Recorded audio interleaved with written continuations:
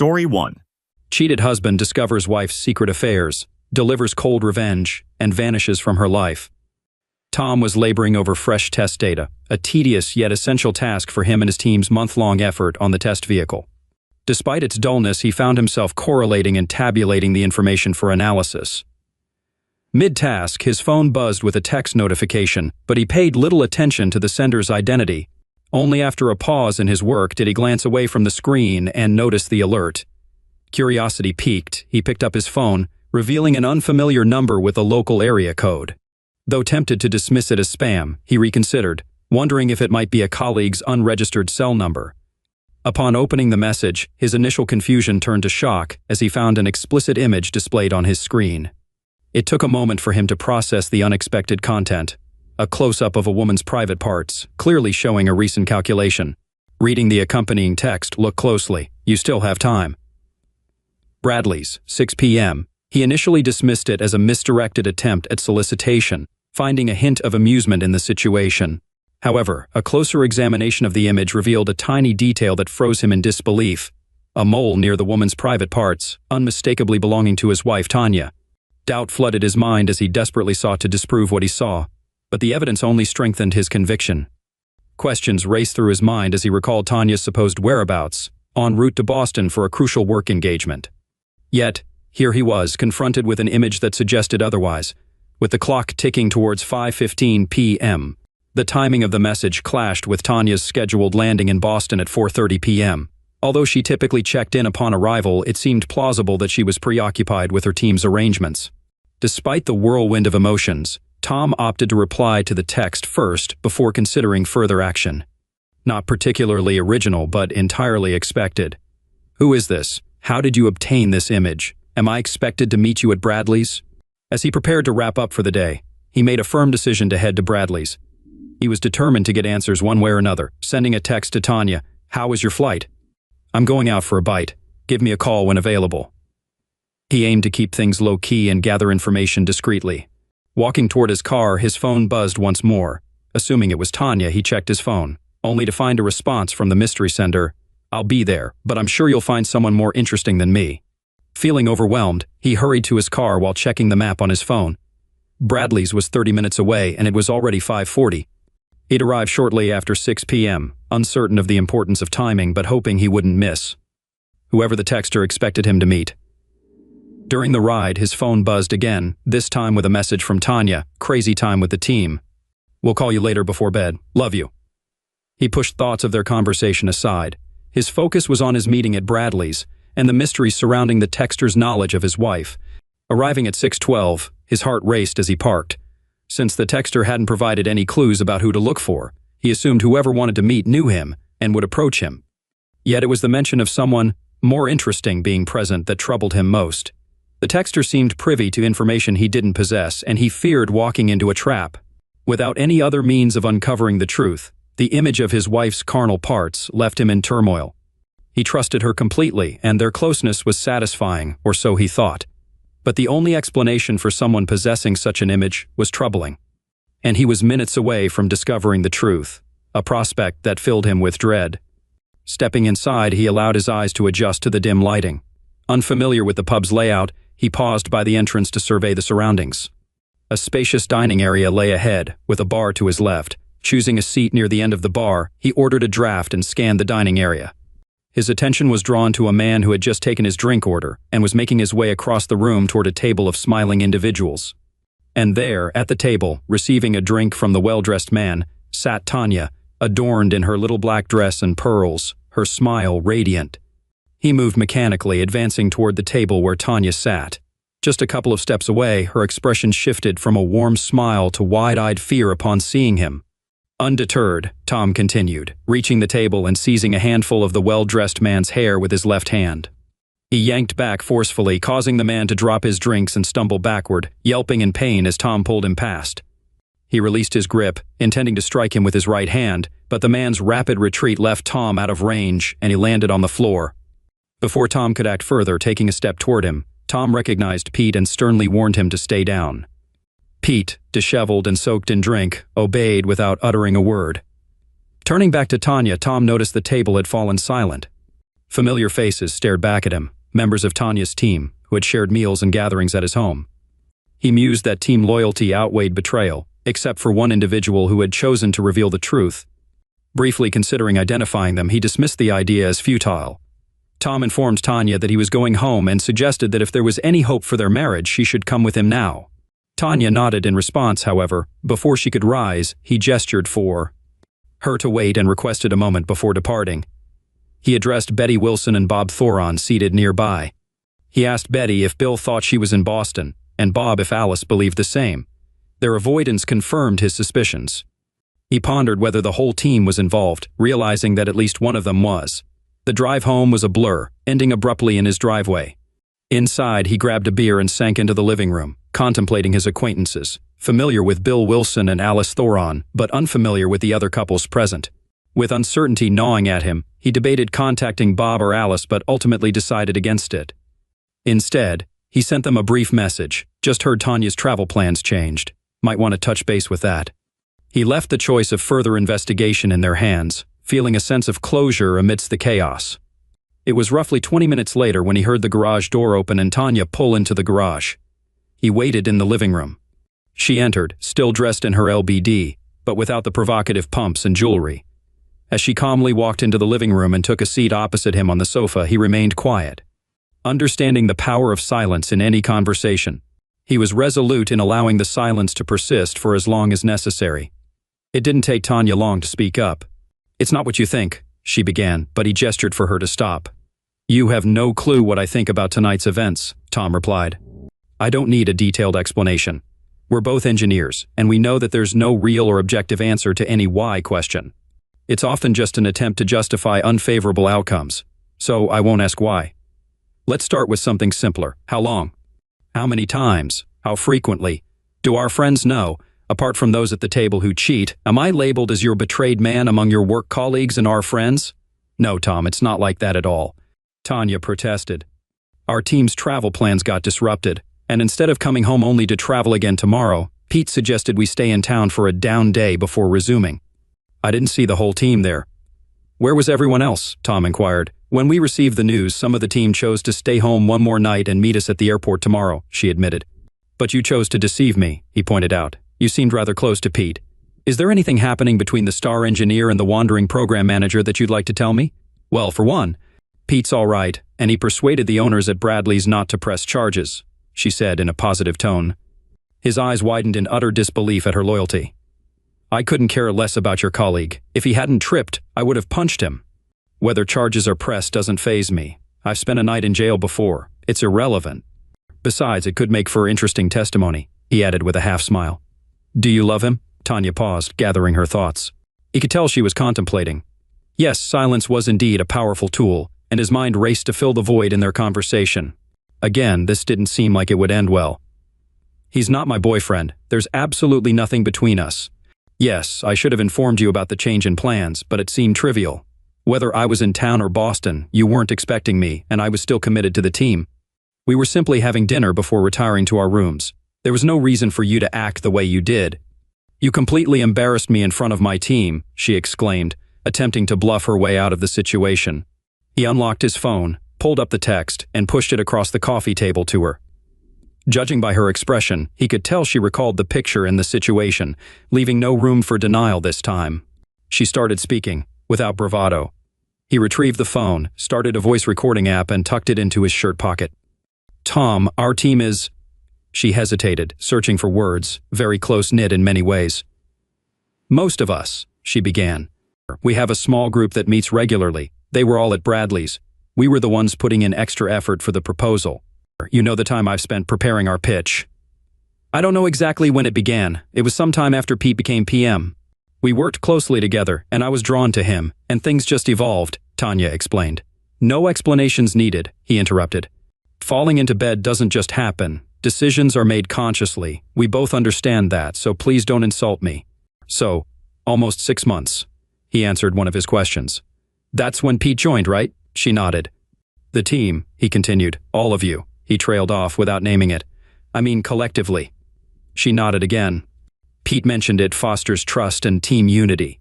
Is that what convinced all of you to form a coalition group?" Now you're being crude. It's more than that. I feel a strong connection to Pete and my team more than ever, Tanya asserted confidently. He sensed trouble brewing. Unfortunately, you may see some changes in your team soon, Tom warned. What did you do? Tanya gasped. Tom, involving others will only cause more damage. Let them make their own choices. We need to focus on us, Tanya. I can't stay silent and be complicit. I care about Bob and Alice. In fact, I like them a lot more than Betty and Bill right now, he replied. I texted them about the changed plans. How they handle it with their spouses is up to them. I can live with my decision. Tom, we have the most productive team in CR Inc.'s history, she practically yelled at him. And you benefited too, just because our team meetings were on. Wednesdays didn't mean you missed out. I never denied you access to me whenever you needed it, so I slept with my team a bit earlier. You never noticed. That picture you showed me, you want to know about it? She sneered. That was right after Pete finished inside me. Yes, he came inside your loving wife. What you don't see is Betty. She took the picture just before she went down on me. So now you know you never had seconds or tasted another man's seed. If you don't know, it didn't happen, right? Tom listened in shock as the extent of the deception and his own ignorance unfolded before him. Now, just because you're aware, just because your fragile ego is bruised, you want to throw away all that my team and I have achieved? Tanya hissed, her anger escalating. Tom could feel his heart rate rising as Tanya passionately defended her team's questionable dynamic. His own anger was growing by the second.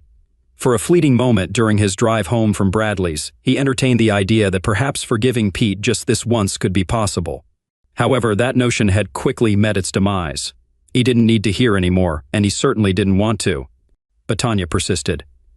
No, sir, we won't let you off the hook. You're going to text Bob and Alice back, informing them that you heard from me and that we were stranded in Atlanta but have reservations for the morning.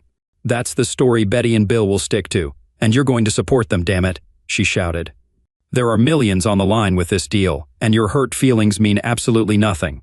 Send the text, and then we can discuss our next steps. Discuss our next steps, Tom retorted. There's no discussing it. You're leaving now. You and your twisted team, including your ringleader Pete, can carry on however you like. We're finished. I'll be contacting a lawyer this week to get the ball rolling. It's a straightforward 50-50th split. You keep your retirement and I'll keep mine, Tom declared. But go. You have reservations in town. Use them. Head off to Boston and chalk up another victory for you and your team. Tom, please, send those texts, Tanya pleaded, her tone much softer now. If we lose Betty or Bill before the presentation, the company could lose millions. You and I could miss out on tens, maybe hundreds of thousands in commissions and bonuses. Just imagine all the places we could go with that money, just you and me. Forget about this and reclaim my loyalty. Please, Tom, don't let some irrational concern about meaningless encounters derail us. Pete says I'm on the fast track to executive status. All I have to do is keep delivering results for a few more years. Don't you want that for me, for us? She implored. Tanya, just leave, Tom managed to say before he was struck hard in the back, knocking the wind out of him as he fell to the floor with a knee pressed into his back. Don't hurt him, Tanya interjected. Too much, she added. Still undecided about breaking my nose? Pete taunted as he leaned in close to Tom's face while Tom lay pinned on the floor.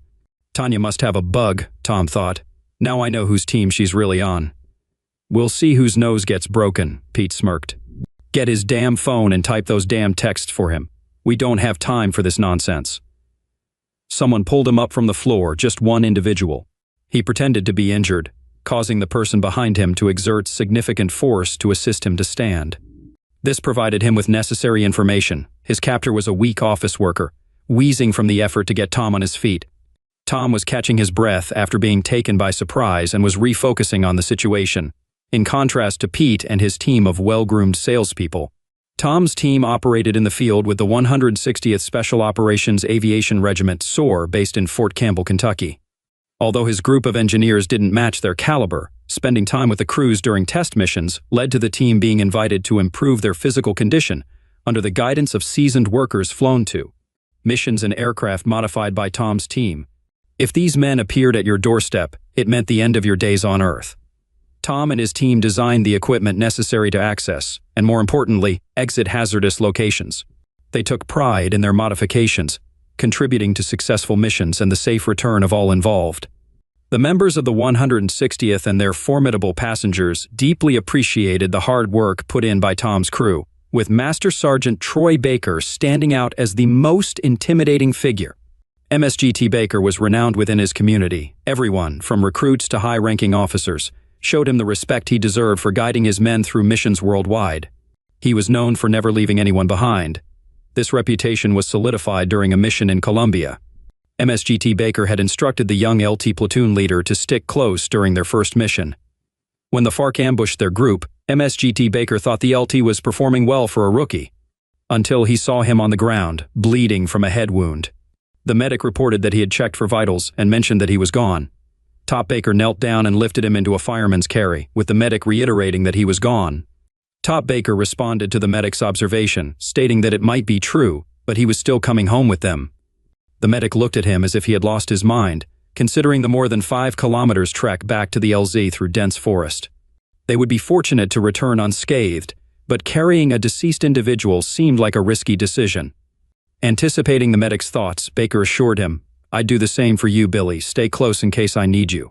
What ensued became legendary. Upon their return to the base, the medic informed the doctor that the lieutenant had succumbed. The doctor nodded and retrieved a penlight from his pocket. The medic watched in amazement as the dead lieutenant's pupils contracted in the harsh beam of the penlight. The doc then asked the medic if he cared to revise his diagnosis. As they hurried the revived lieutenant into surgery, he was timeless. He didn't speak much, but when he did, everyone listened. He was a relic in an age of convenience and disposability.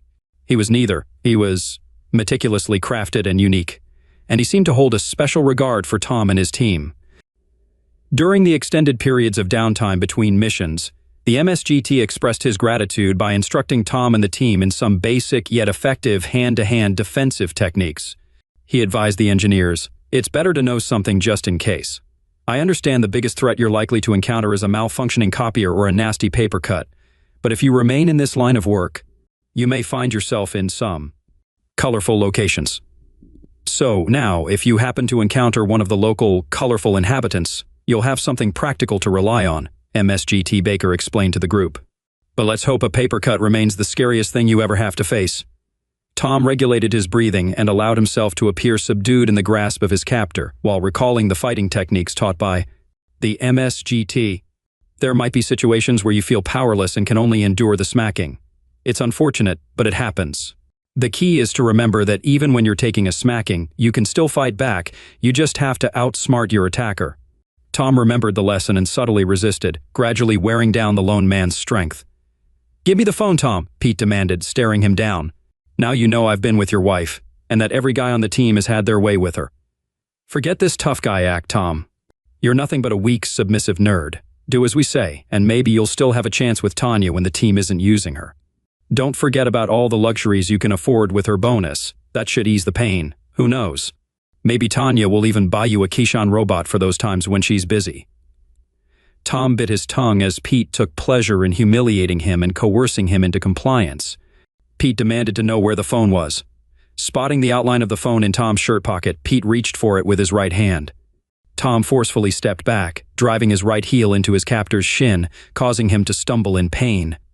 Flexing his arms, Tom broke free from the hold, as his captor yelped and collapsed under his own weight. Pete's eyes widened in recognition. With his right arm extended straight out, Tom rolled his shoulder as taught by the MSGT, driving his clenched fist into the center of Pete's face with full force. He felt bones shatter beneath his fist as a gush of blood poured from Pete's nose, sending him crashing to the floor. Tom turned around to identify his assailant. It was Bill, lying on the floor in tears, clutching his leg. He whimpered that he thought his foot was broken. Tom forcefully stomped on Bill's foot, causing him to scream in agony. Tom remarked, "That should clear up any uncertainty." Turning his attention back, he saw Pete on the floor, hands covering his face, attempting to rise to his knees. Approaching him, Tom leaned in close to Pete's ear and mentioned, "Looks like your nose took the punch. Guess you weren't willing to take one for the team." He then delivered a powerful punch to Pete's temple, knocking him out cold. Adrenaline pumping and breath ragged, Tom scanned the living room for Tanya. Suddenly, he felt a sharp impact to his back and neck, dropping to one knee.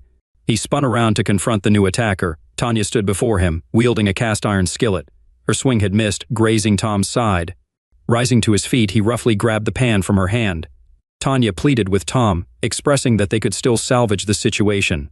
She asked him to consider the money he would be giving up and promised to put an end to the extramarital affairs, vowing to cut them off. She suggested going back to how things were between them. Rubbing the back of his head with his left hand, Tom stared at her, astonished by her sudden transformation. He compared her to the shape-shifting alien in John Carpenter's The Thing, adapting to each new challenge. He smirked at the thought. Misinterpreting his smile as agreement, Tanya moved to embrace Tom.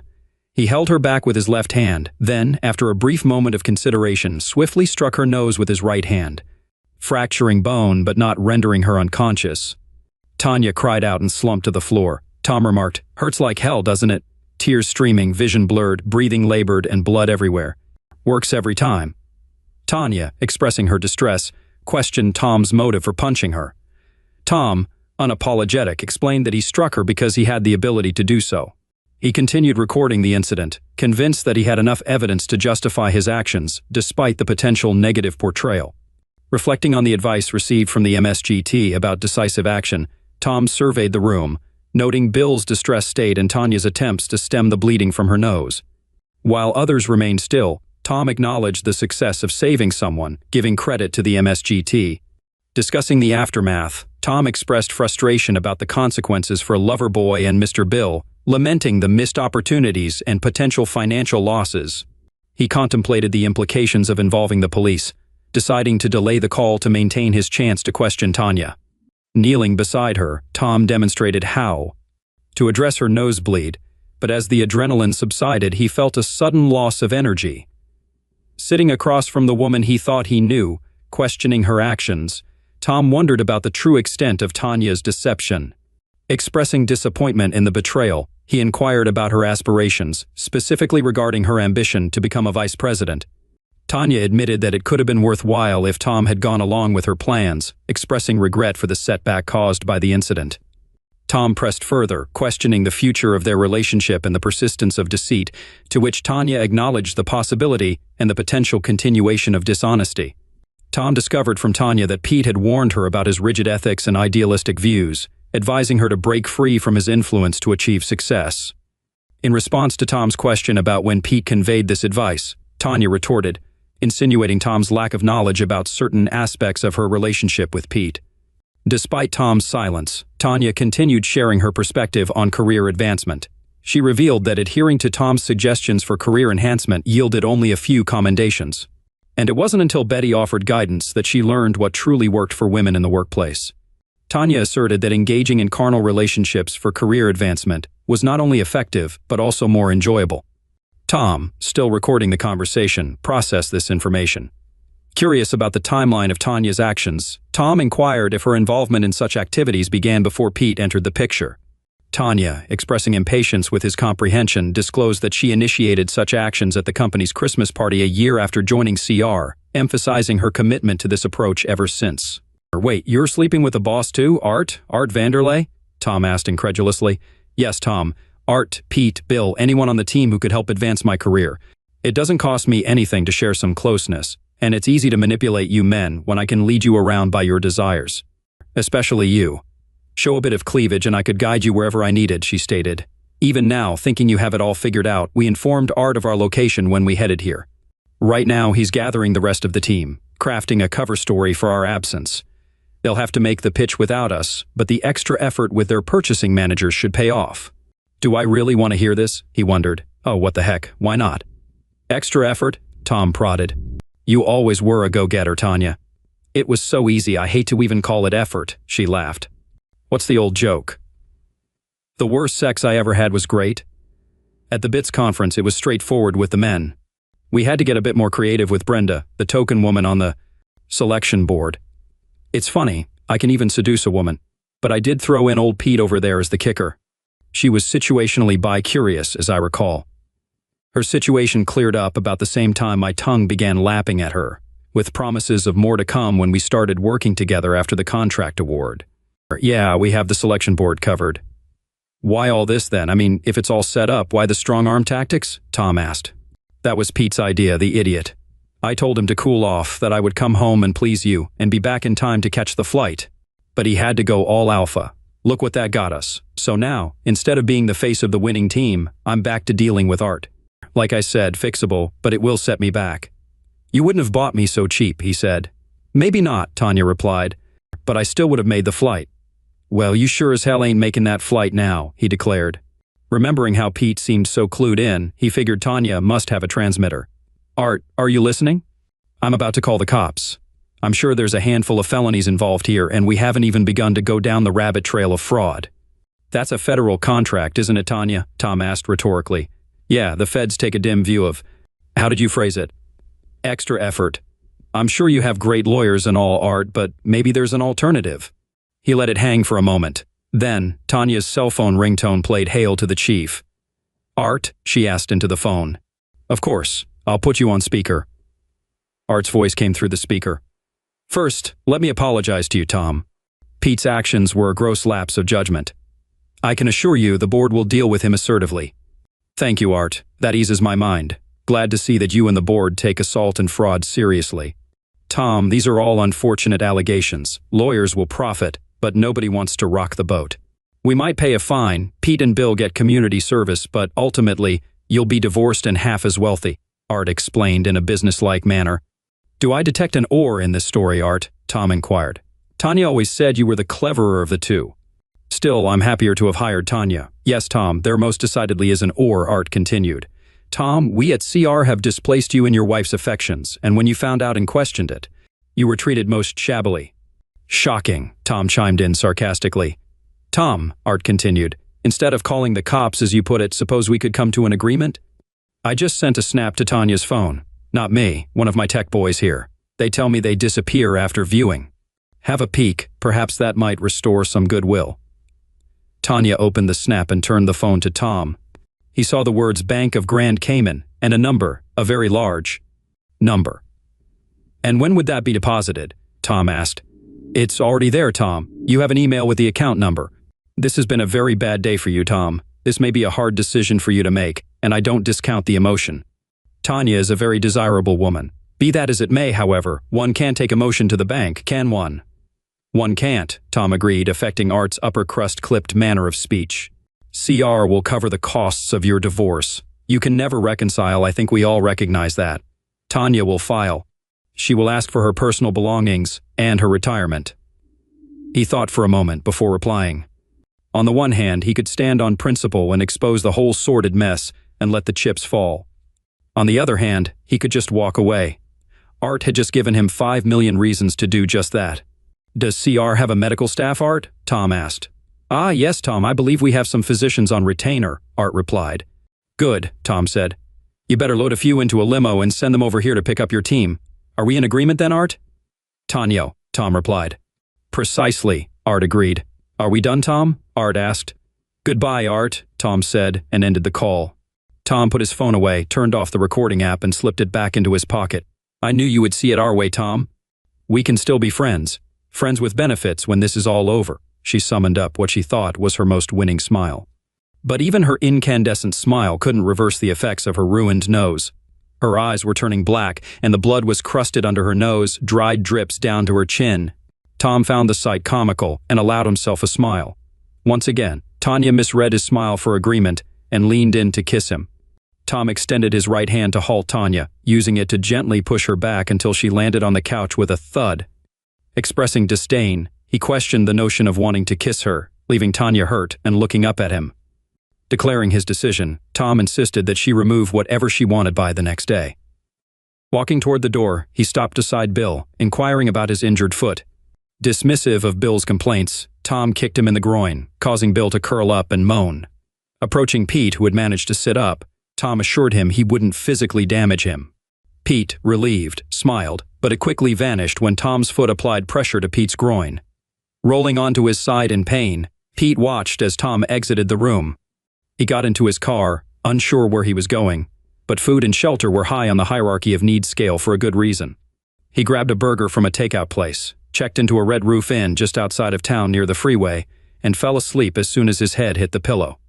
Despite enduring numerous physical strains from various injuries, he rose early the following morning and reluctantly got out of bed. While preparing motel room coffee, his phone chimed, and he eagerly grabbed it. The text message came from the number, and he opened it promptly. Sorry for yesterday. I can meet, thank God it's Friday at the mall. Nish, I'll wave you over to seats at the bar. I'll be there. he replied, and poured the lukewarm brown water from the coffee maker carafe into the paper cup.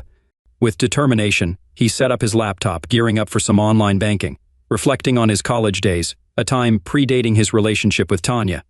Tom recalled his economics professor's advice to maintain an offshore account for unforeseen circumstances.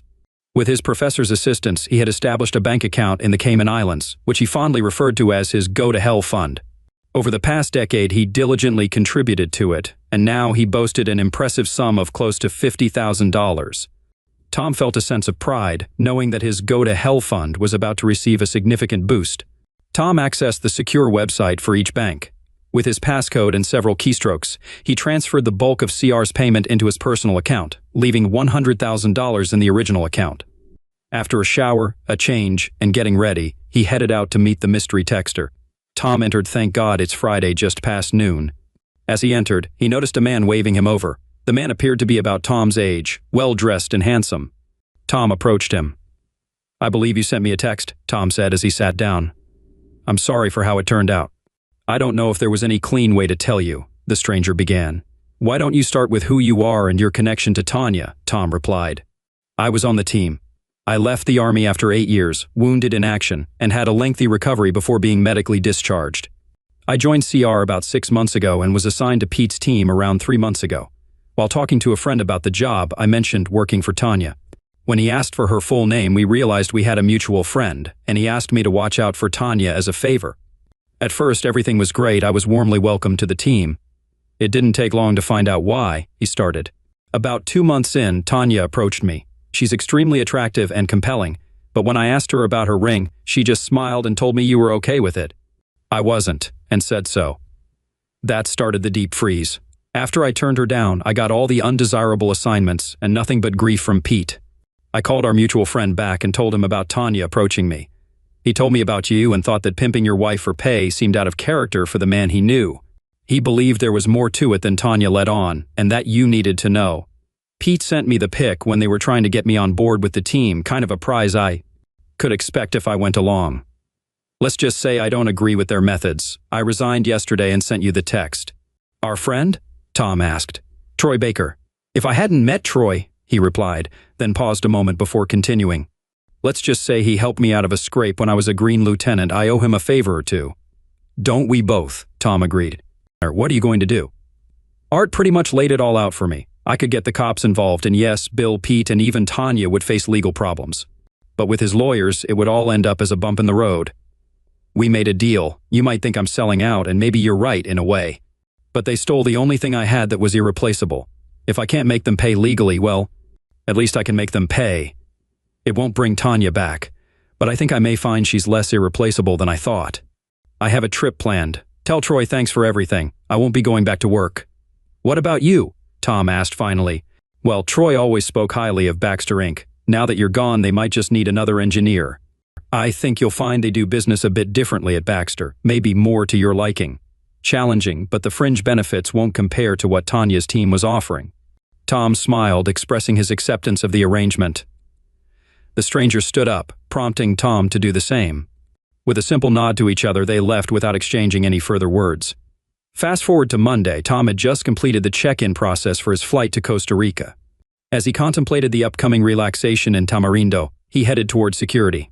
Spotting a mailbox, he pulled out an envelope from his pocket, addressed to the DOJ in Washington, D.C., containing a thumb drive with a recording. He thought it might pique their interest, considering the possibility that Art's legal team might not be as formidable as assumed. Tom dropped the envelope into the box before proceeding into the security line. Update 9 months later, seated at his usual table in the cafe, Tom received mail from Anna, who brought him his cerveza. "Thank you, dear," he said, raising the bottle to his lips. Holding the envelope, he wondered who had found him. Not going to great lengths to stay hidden, finding him in a little town on the Pacific coast of northern Costa Rica would have required resources beyond the ordinary guy's reach. His first thought was that Art's people had found him. Letting the envelope sit at his house for 2 days, he was fairly certain it wasn't a bomb, yet. You can't be too careful. "Carlos," Tom called out to the cafe owner. "Toselo, si, Senor Tom?" Tom handed over the envelope and stepped back a few paces. Can never be too careful, he thought as Carlos cut open the envelope. He handed it to Tom, who thanked him, took another pull from his beer bottle, and turned the Envelope over. Several sheets of paper fell onto the table. Picking up a note that said, "Thought you would find this interesting," along with a phone number, the number Tom thought Troy would have the resources to find him. "I can live with that." Flipping the other piece of paper over, he found a copy of a newspaper article with a picture. The photo depicted Pete, Bill, Tanya, and Betty being led out of the CR building in handcuffs. The headline for the article read, "4 indicted in multi-million-dollar procurement fraud." He smiled. Maybe Art's lawyers aren't everything he thought they were, he said to himself, a habit he picked up since his Spanish was weak and English wasn't widely spoken. He liked to hear English conversation, even if it was just him talking to himself. "Ana, otra cerveza," he said, holding up his empty bottle. "Sí, mister." "Gracias," Anna said as she accepted his beer. Tom took a swallow and looked out at the deep blue Pacific. Tanya, who? Story 2. Shocking mail reveals my wife cheated for 24 years and the heartbreaking truth about our daughter. I'm in my early 60s. 4 days back, I received a mail that threw me into an existential crisis. Not something where I would want to be in the last leg of my life. I found a letter in my mailbox that someone named Mr. X had sent his piano and a watch to my wife. These were not ordinary things. They were heirlooms that had been passed down for many generations in his family. Of course, he mentioned these details in the mail. The items weren't even for Mary solely, but for my daughter. That Mr. X was not someone from our family or friends. I had heard the name before but couldn't place my finger on who this guy was. Mary reminded me he was her piano teacher 3 decades ago. I asked why he would send his family heirlooms to my daughter, or even to Mary. She had no answer. She just said, "I don't know." It was my daughter's pre-wedding dinner that evening. For a moment, I thought it was his wedding gift, but the question remains the same. Why would her piano teacher, who hasn't been in touch for 24 years, send a gift to my daughter? And that too? His family heirlooms? The question lingered in my mind, but I let it slide for the moment. It was a busy day, and all of us already had knee-deep work before the festivities. As the guests came in and the ceremony began, I almost forgot about the mail. We slept very late that night. The next morning, I was still in bed with last night's hangover when someone relentlessly knocked on the door. It was the guy from the courier, delivering the piano and the watch that the mail talked about. I wish I was in my senses to inquire more about it, or probably just refuse to receive it. But what I did was just sign and take it. I called Mary, but she wasn't home. She didn't even leave a note. My hangover was gone seeing that stuff. I freshened up and called Mary, but she didn't respond. My relentlessness grew, and I searched for the letter to read it again to draw any clues. I couldn't find the letter. I had kept the letter in my bedside drawer. I searched for it elsewhere and found it in a different drawer. Clearly, Mary had read it when I was asleep and kept it inside a different drawer. She came back in the afternoon. She royally ignored the huge piano kept in the living room. I asked her why her teacher sent his heirlooms to our daughter. She gave me a look and said, "How am I supposed to know this? It's been 24 years since I've met him. Maybe he sends something to all of his students." I nodded and asked her if she had read the letter we received yesterday. She said no and raced to the kitchen. Evidently, she was escaping the confrontation. Since then, she's not been talking to me properly. I'm participating in that distance too. I'm also ignoring her. The way she lied to my face has gotten into my nerves. I don't know whether I should wait and let the situation cool off before having a confrontation, or if I should find out the truth myself. Not sure what was the history between Mary and her piano teacher, but there was definitely something, even if it wasn't transient. Edited to add context. I've been married to Mary for 32 years. I looked upon her as the perfect wife and perfect mother to our daughter. She's a homemaker while I'm the house provider. Hard to relate for this generation, but this was the setup at our time. I was married quite early, was doing odd jobs, wasn't making much, but I was resilient about having my own house before planning a child. After slogging my butt thin, I got a decent job, but it needed intense travel across different time zones. I used to be out for most of the days. It was a small company just spreading out its wings to the different nooks of the States. I joined as a sales rep and eventually climbed the ladder of sales head, business dev, and expansion manager. Mary was understanding about my work commitments, but she used to be upset that I wasn't giving her enough time. She wanted to have children, but I was just not ready for such commitment at that time, both financially and emotionally, majorly financially. I wanted to give the best life to my children, and at that time, I neither had money nor time. I made her understand my concern, and she was on board with my plan. I asked her to seek a part-time job or pursue a hobby to get rid of her loneliness. She joined a piano class. She's a music enthusiast. I encouraged her to pursue it seriously, but she looked at it as more of a hobby. I was happy that she got something to divert her time and mind. Mary stopped complaining about my absence. She was now busy with her practice and classes. I felt relief back then. Little did I know that it would come biting me after 24 years. I had met her piano teacher twice. Once, I came early from my work trip. Mary wasn't home. It was the time for her piano lessons. I went to pick her up. She introduced me to her teacher and her friends there. The teacher looked the same age as me, probably slightly older than me. That's when I met him for the first time. The second meeting with him was when my daughter was born. He dropped by at our house. I was home at the time. He brought gifts for our daughter. None of the 2 times did I ever suspect anything fishy about the relationship. He seemed to be a sober gentleman. They both acted very normal. Mary left piano classes after conceiving our daughter. Her pregnancy was complicated, and the doctor had advised her to be in complete bed rest. On that grounds, I took a transfer to a ground office job so that I could take care of Mary and my baby. After our daughter was born, I asked her to restart her piano hobby, but she said she was busy raising our kid. I offered to partake in the responsibility of the child, but she said she would manage it. I focused on earning money and providing a livelihood for my family. Eventually, I felt she had forgotten about her hobby and had moved on. She used to own a piano back then, but God knows what happened to that. It suddenly disappeared from the house. I remember I asked her about it, and she said she no longer enjoyed piano. That was it. This happened at the birth of my daughter. The next 24 years of our life have been so smooth. We felt like my daughter brought good tides into our life that year. My company hit its biggest milestone. I got a good promotion with a hefty raise. I bought a small but cozy house with a front lawn where my daughter grew up, making memories. Everything seemed so perfect, and then bam, that one letter shook the core of everything. Oh, everyone does love a mystery, don't they?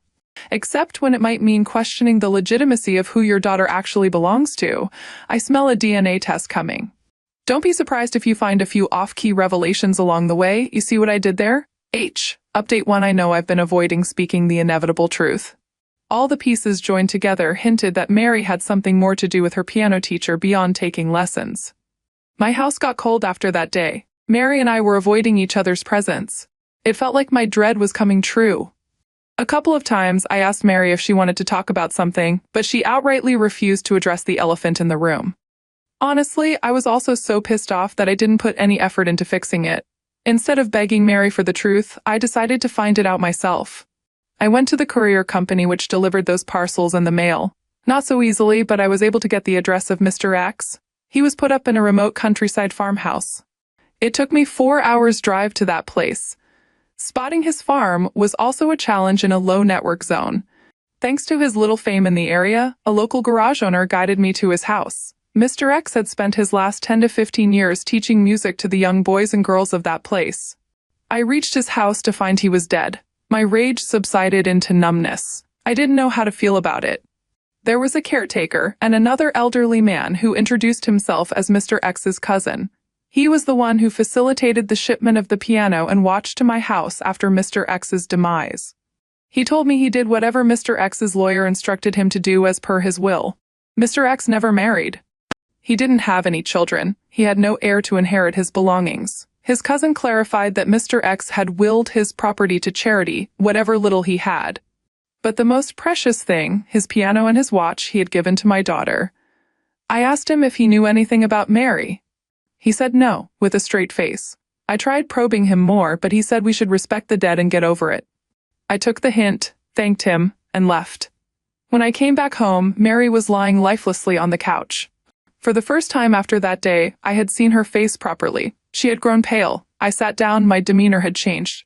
I asked her if she knew about Mr. X's demise. She looked at me with teary eyes and said, "So you went there?" I nodded. She knew about it. After a long silence, I asked her, "Will you be confessing now?" She held my hand and broke down. Her confession went like this. "It was a one-time mistake. My loneliness tricked me into this. You were always staying out. I craved you emotionally and physically. Our physical relationship had a dry spell for months. Even when you were in town, you were so busy at work that you were ignorant of my needs. I wanted to stop her midway and say that I wasn't enjoying it either. It was difficult for me too. It was no fun leading a nomadic life, hopping from one city to another without adequate sleep and food. But I did all of it to give my family a good life, and I was successful in doing that. We have a decent life. Mary never had to think about the household budget, never had to compromise on the lifestyle she had led. My daughter went to the best school, got the college education of her choice without any education loan. I funded it. All of this comes with a price. You can't just eat the meat and thrash away the bread. You've got to bear the bad to be able to enjoy the good. But all this meant nothing, especially now when the ship had already sailed. She cried and said, "I'm sorry. I never intended to cheat on you, but it just happened in the heat of the moment. I feel very guilty about it. I wanted to confess and come clean when you returned, but didn't want to hurt you with the truth. You were so happy with the news of the baby. I was scared that the truth would ruin everything. In fact, I tried telling you the truth, but you were so happy with the news of the baby that you didn't even notice that I was upset and guilty." The moment was like, wait a minute. What? What truth about the baby would have ruined everything? She kept bawling and choking with her cries, but I grew restless. I lost my patience and yelled at her, asking if our daughter was not mine. She nodded and said, "The baby was of Mr. X." I slumped down on the couch. I felt a gush of emotions, betrayal, emptiness, and crisis. The daughter I raised for 24 years is not even mine. I'm getting to know this truth in my 60 seconds. I suffered from a mild heart stroke last year. It gives me shivers to think, what if I had not survived that attack? I would never have known the truth. I would have died thinking she was my daughter. Mary held my back, cried, apologized, and said all sorts of things like forgiveness and moving on, but I had zoned out. I was lost. I stood up to leave. Mary held me and begged me not to leave. I told her I needed some time to myself to process this trauma. I drove off in my camper for more than 50 miles before parking it sideways and breaking down like a puppy. I don't know what I'm going to do next. I don't know what others would have done in this situation. Without sounding mean, I'm not looking for any advice. It may not work in my situation. I'll decide for myself. I'm using this space as a channel to pen down my emotions. Heartbreak at 60 is not easy. Don't even have friends to discuss this, and neither do I have the health to drink and piss off the pain. Oh boy, that's one hell of a 24-year-old secret. Just when you thought life couldn't get any more complicated, it throws you a curveball that knocks you off your feet and leaves you wondering if you're even playing the same game anymore. Your wife's confession hits you like a ton of bricks, revealing a betrayal so profound it feels like a punch to the gut. But hey, at least she had the decency to wait until you were in your twilight years to drop the bombshell, right? And as for your daughter, well, turns out the apple fell a little further from the family tree than you thought. It's like finding out your favorite song was actually a cover by a completely different band. Talk about a case of mistaken identity. Update 2. I went back home the next day. Mary was sleeping in the bedroom. I hadn't answered her calls and texts since that day. The condition of the house and the kitchen gave it an eerie vibe. Looked like she hadn't cooked or eaten anything since the last day. I opened the refrigerator to grab something. Mary was woken up by that. She came and hugged me. She was again crying and apologizing. She swore that it was a one-time thing and that she had never cheated on me again, and that she had quit her piano classes after the encounter. She said it wasn't an affair, she didn't love him, neither had any feelings for him. It was all about loneliness and needs, which I was unable to fulfill due to my work commitments. I asked her to calm down and sleep. She insisted we talk and resolve the matter. I said, not now. You don't look fine, so rest and we'll sort this out later. I was starving for the last 2 days, so I grabbed some leftover porridge from the refrigerator and ate it. She forcefully nibbled some berries. I crashed on the couch. She asked me to sleep with her in the bedroom, but I refused to share the bed with her. She sat by me on the couch, but I insisted she rest inside. I was pretending to be asleep and calm, but in real life, I was not. I wanted to get out of her sight. When I sensed that she was in a deep sleep, I slowly crawled into my room and grabbed my basic essentials, clothes, gadgets, important documents, cards, and cash money. I packed some kitchen stuff and bedding, loaded it into my camper, and drove off, planning to live in my camper for the near future. My van was not a perfectly conducive place. I had to fix a lot of stuff. I went to the garage to get the basics fixed, but they needed 2 days' time. I said, "Don't be bothered," and left. I bought the sink pipes and a toolbox and fixed the basic amenities. I have set up a makeshift kitchen stand with a microwave, toaster, and air fryer at one corner of the camper. The sink is now up, the exhaust and heater are working fine, and I've bought some batteries to cater for emergency power supply. Otherwise, I'm using the charging station to charge everything. I have to use a public restroom to unload the dump and refill the water container. I feel a lot more free now. I have switched off my number and will be taking a different number for official purposes. Parking at night had been a struggle on the first day. I know some residential spaces don't allow campers to be parked near their houses. To be safe, I'm parking at a gas station for the night. Not all, but some of them offer parking spaces at a minimal charge, and some are free. I'm now planning to drive to the south to live by the sea for a few days, or a few months maybe. I don't know. But before that, I would need to stock up on enough supplies. Going south involves driving through thick woods on the way, need to ensure that the camper is robust enough to sustain the long journey. Well, this definitely doesn't sound like the traditional camper road trip that retirees dream about. Update 3. Amidst all this chaos, I almost forgot that yesterday was my daughter's wedding. After knowing the truth, I was struggling to call her my daughter. The dynamics have changed. As mentioned in my last update, I was on my way south. I traveled almost 100 miles away from the city when I got an email. I was resting in the afternoon and scrolling through my mailbox. My daughter had left a long, heartfelt message for me. Mary had confessed the truth to her. The realization hit me hard that I was ruining her wedding, and when I read her message, I couldn't stop myself from running to her. Ignore the formatting error, pasting the message directly here. Dear Dad, don't be mad that I called you Dad. No matter what the truth is and what you ought to believe, you'll be my dad, and I love you. You've been an amazing father, the best I could get. Tomorrow is my wedding, a big day for me.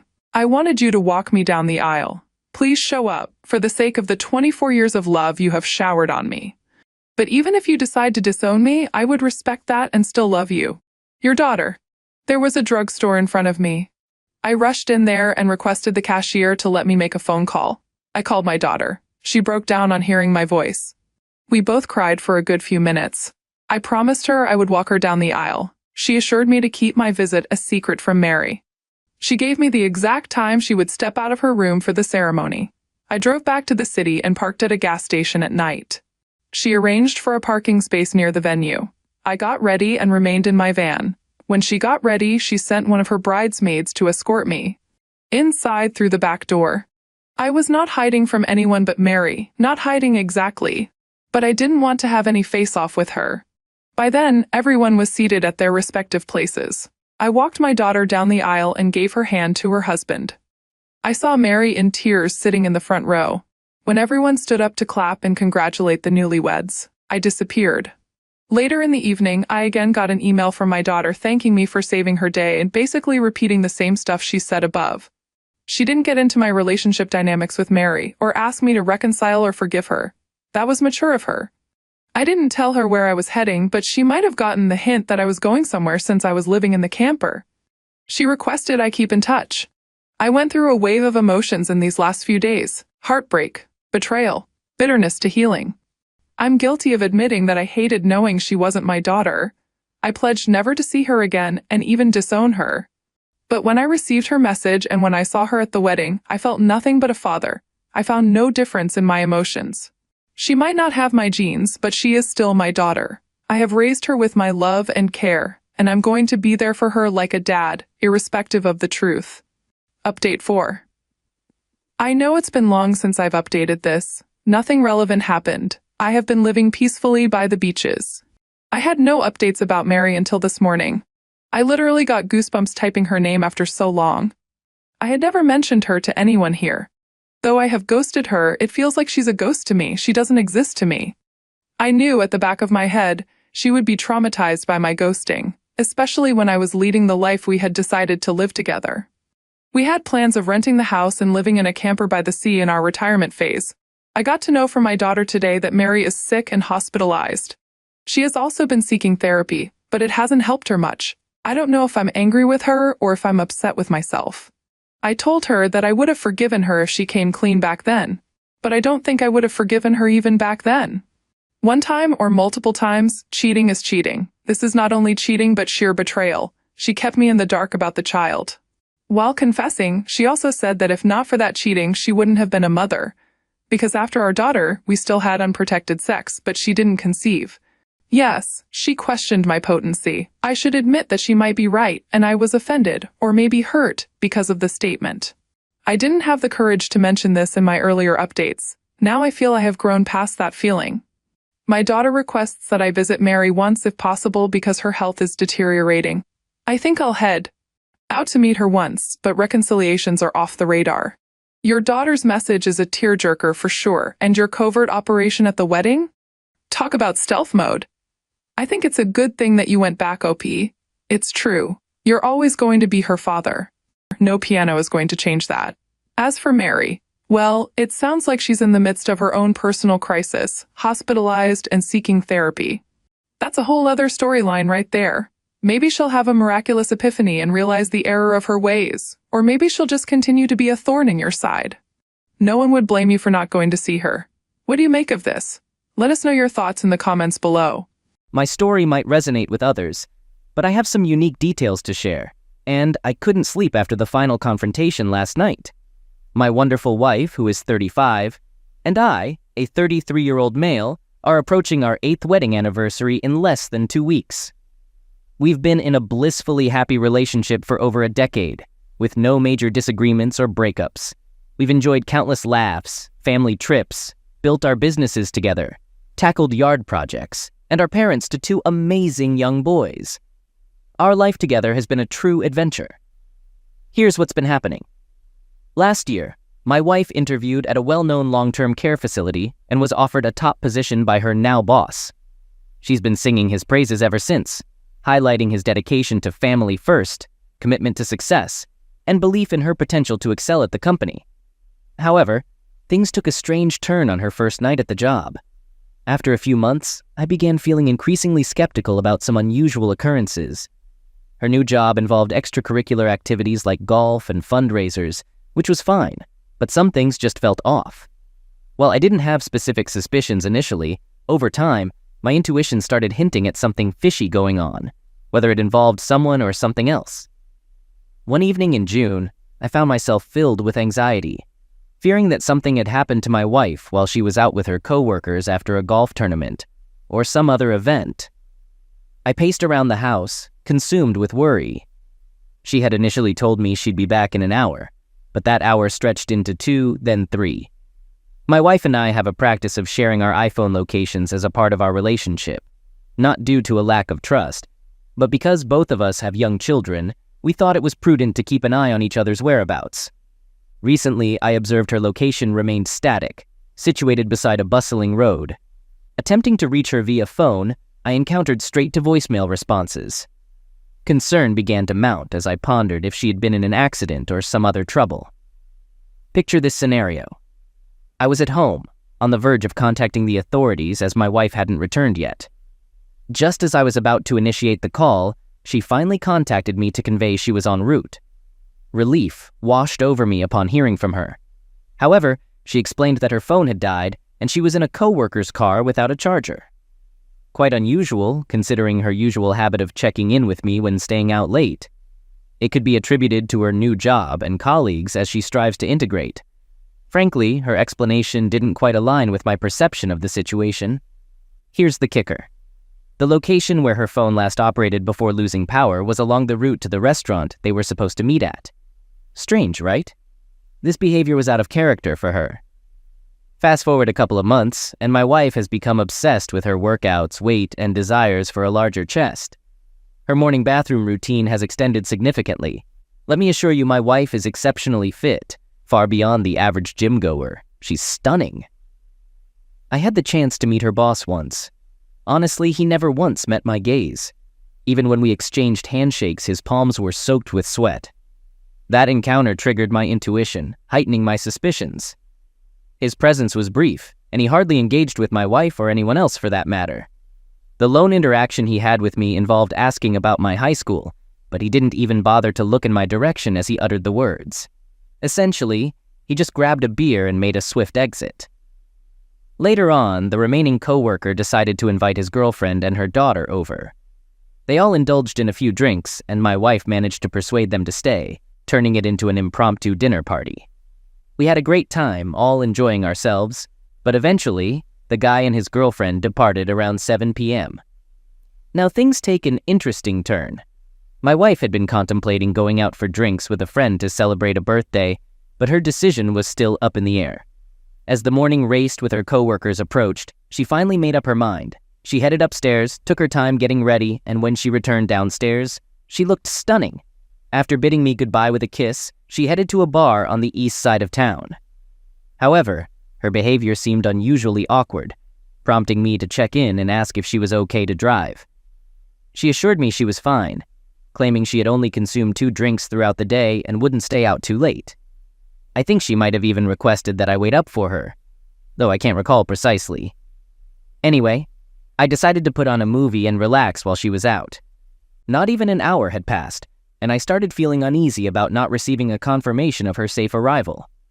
So, I turned to Apple's location feature to check on her. What I witnessed left me utterly bewildered. Her location indicated she was at work. However, it wasn't her usual workplace. It was a concealed building across the street from her main office. Oh goodness, I discovered she's employed at a place she never mentioned before. It took me some time to pinpoint it, but once I did, there was no denying it.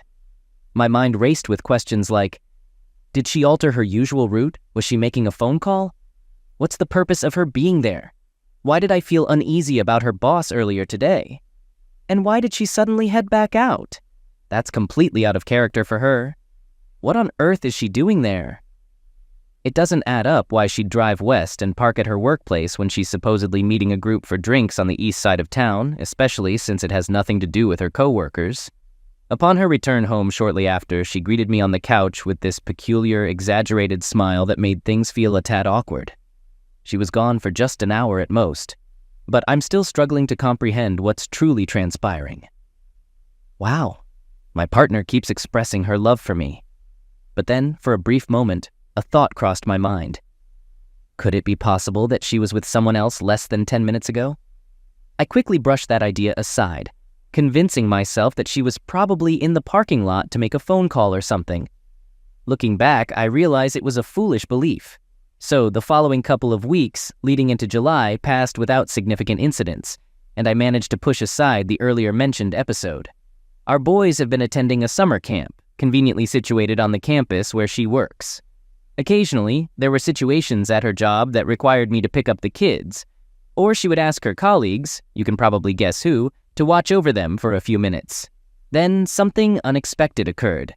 I just discovered that her boss has been allowing my kids to hang out in his office, providing them with snacks, and even allowing them to play on his computer. Can you believe that? They've actually grown quite familiar with him. On a brighter note, my spouse mentioned how much they appreciate the support from their new team. Oh, let me share our beach trip with you. We, along with my wife's family, dedicated an entire week to basking in the sun and riding the waves. Each day was spent lounging on the beach, and we even took the kids on some bike rides. It was an absolutely delightful time. However, as soon as we returned, we were thrust back into reality with a hectic work week. To make matters busier, my wife requested that I pick up the kids mid-week so she could join her coworkers for an outing. I was taken aback by the whole situation. It happened to be our eldest child's first day of kindergarten, and we had just come back from our vacation. I found it rather odd that my wife would choose a work gathering over spending time with her son after his inaugural day at school. When I inquired about it, she explained that one of her female colleagues was going through a difficult divorce and wanted to organize a small golf event followed by some food and drinks while they watched the first preseason football game. Here's what's truly peculiar. During our beach trip last week, my wife's coworker accompanied us and booked a hotel room since she lived far away. My wife mentioned wanting to meet up with her before their golf outing because of her tough situation. Doesn't that strike you as odd? Personally, I found it rather strange, but I chose to keep my thoughts to myself and agreed to pick up our kids to accommodate my wife. However, the catch is that the after-school program where I pick up our kids is situated at my wife's workplace. While it's not a significant hassle for me to get them, it seemed a bit unusual considering their proximity to our home. Meanwhile, I work a 40-minute drive away from there, making it somewhat inconvenient for me to leave work early during our first week back. Finally, the moment arrives, my son's first day of kindergarten. In the morning, we capture some pictures together as we walk our son to school. My wife seems rushed because she doesn't want to be late for work. I even recorded the moment with my phone. We've eagerly awaited this day since preschool ended throughout the entire summer. However, something seems amiss. My wife is behaving oddly, unlike her usual self. She's usually quite enthusiastic about these occasions. As we watch our son enter his classroom, I find it challenging to keep up with my wife on our way back home. She has always been a fast walker, but I'm surprised she didn't slow down on her son's first day of school. Upon our return, she hastily hops into her car and speeds off to work, appearing rather anxious. Towards the end of the day, I struggle to wrap up my work in time to reach my kid's location, which is a 45-minute drive away. Unfortunately, there's a temporary road closure due to a construction site on my route, and to compound my misfortune, the highway is congested with heavy traffic. I feel as though the universe is conspiring to make me tardy. As I sit in my car, stuck in traffic, my mind begins to race, and I can't help but wonder, why did she request that I pick up the kids on our eldest's first day of school? And why is she going out tonight instead of being with us? Doesn't she prioritize being there for our son? My heart begins to race because I now realize I'll likely be delayed in picking up our kids from the after-school program. I promptly attempt to call my wife to clarify the situation, but she's not answering her phone. She knows I'm responsible for picking up the kids. Why would she ignore my calls? After all, we're a team, aren't we? Hold on, she's heading to a hotel before playing golf? Am I overreacting here? It certainly feels that way. Yet, no, there's nothing suspicious happening. This entire situation is leaving me with a peculiar feeling. I detest that I'm constantly checking her location while stuck in traffic. So here's the deal. My wife is supposedly staying at a hotel in our city, where we both live and work, but it's farther from the golf course than it should be. Naturally, my mind begins to race, and I'm thinking, there's no way she's there with her boss, right? But if she is, they're probably all at the bar having drinks. Wait, why are they even at a hotel? I attempt to call her, but she's not answering, so I reach out to the aftercare program and learn that she's supposedly there with her female coworker. Something doesn't add up, I'll tell you that.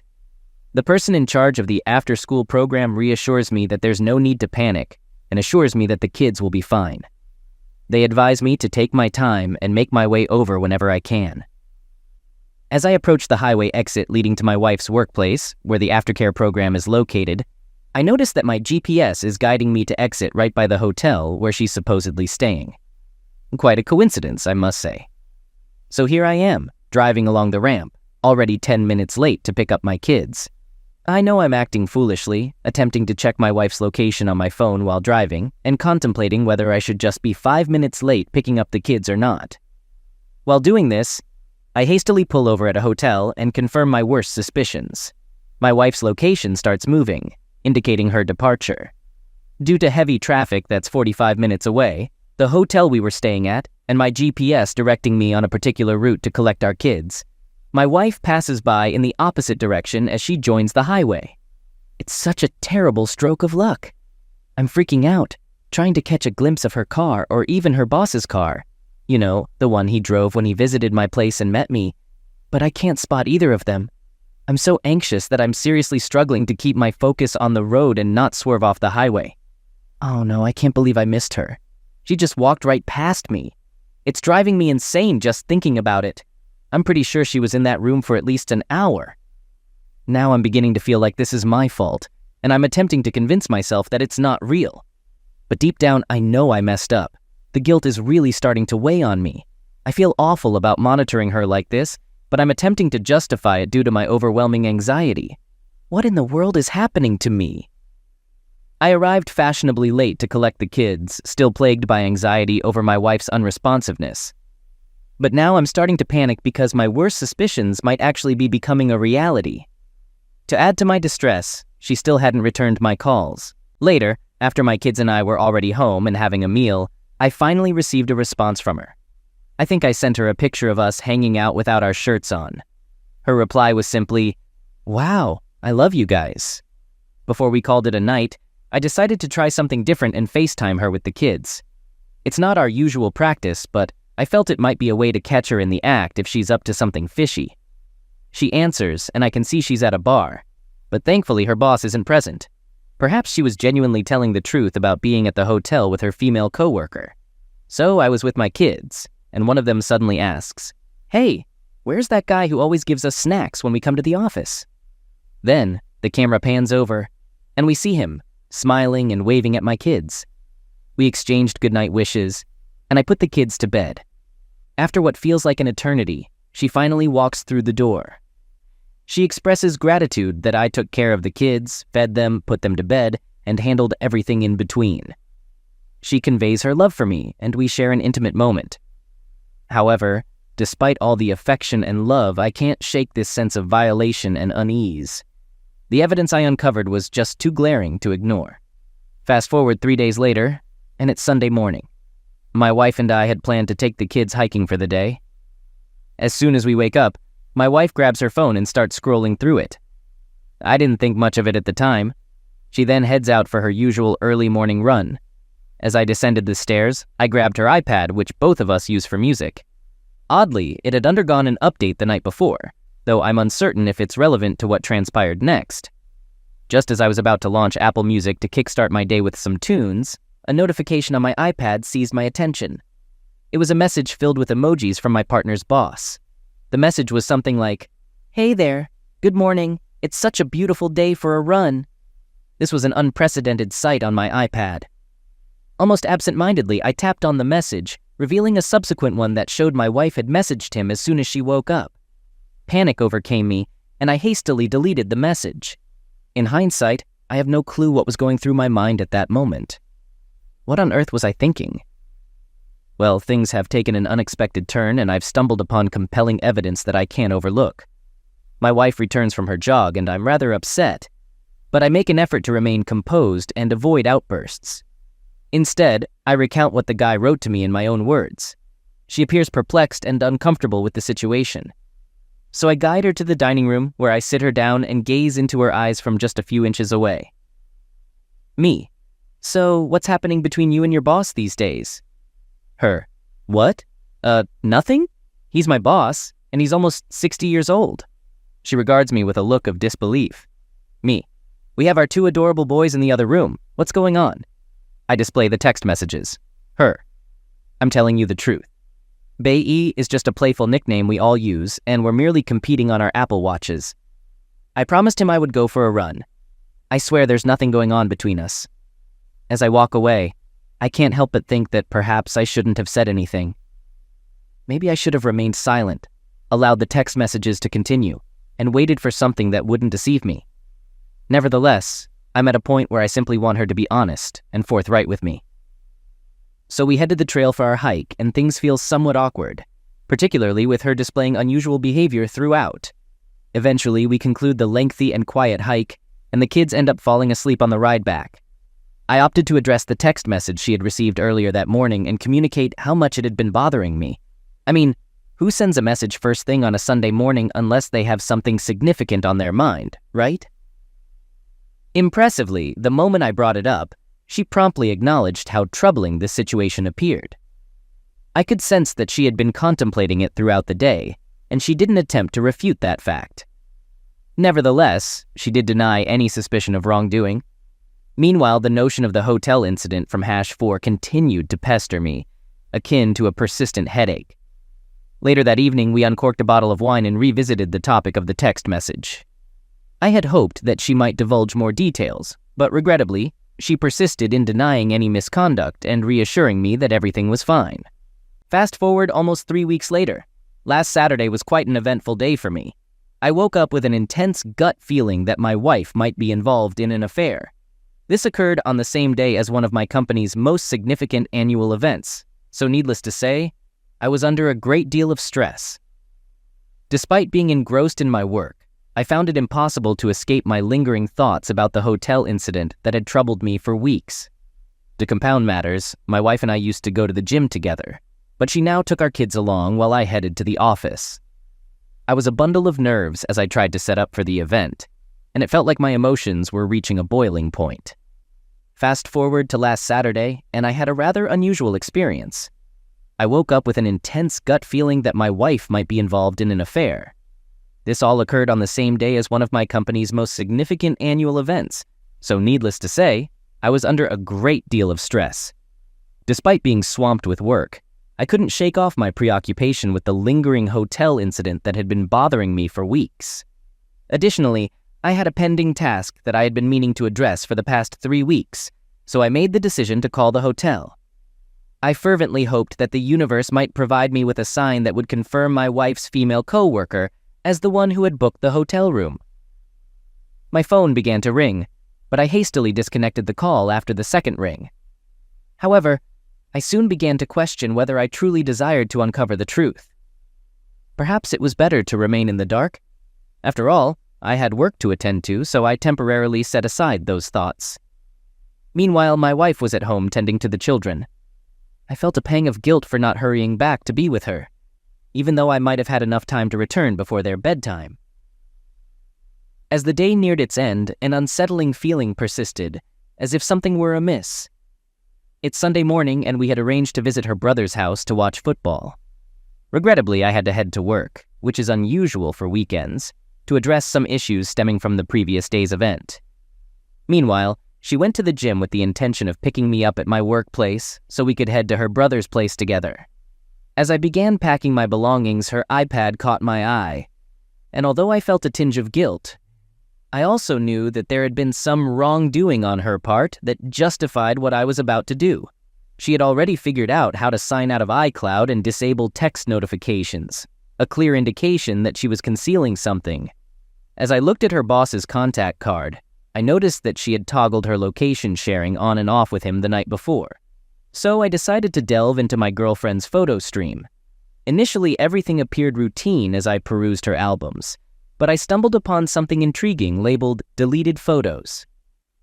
I had a hunch this would be worth investigating, and indeed it was. Among the images were pictures of her in her underwear, taken the day after we returned from our beach vacation and the morning before she returned to work.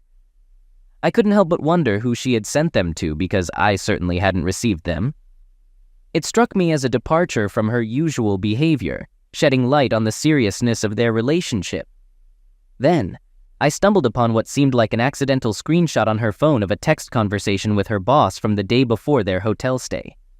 Essentially, the message revolved around their plans to have lunch together, but it was buried amid a flurry of heart emojis. To make matters worse, the boss concluded the message with, "I've been eagerly anticipating seeing you since last Friday when you left. I'm eagerly awaiting your arrival, babe." I was examining my wife's iPad browsing history when I stumbled upon a Google search for how to say one more day in Spanish. She conducted this search on the same day she sent me those alluring underwear pictures, just a day before we returned to work. It made me reminisce about how she used to flirt with me when we first got together over a decade ago. Now, someone else is experiencing that facet of her personality. I can no longer deny it. After 2 months of attempting to overlook the glaring reality, I am now entirely convinced that my life is on the brink of a significant transformation. As planned, I head to my workplace, and she joins me there with the children. We spend some time together, but I am still in shock, and she can discern that something is amiss. Our drive to her brother's place is marked by an almost complete absence of conversation.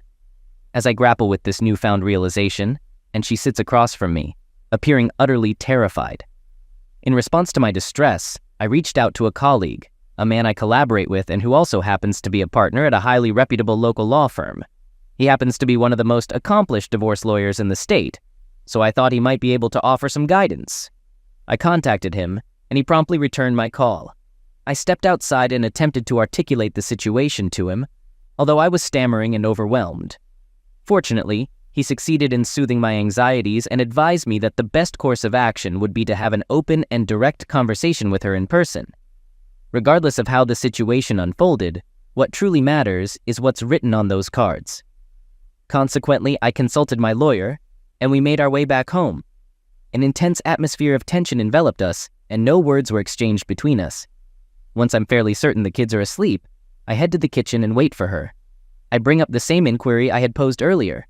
What's happening with our marriage? Then, I assert that I have undeniable evidence of her involvement with her boss, making it impossible to deny.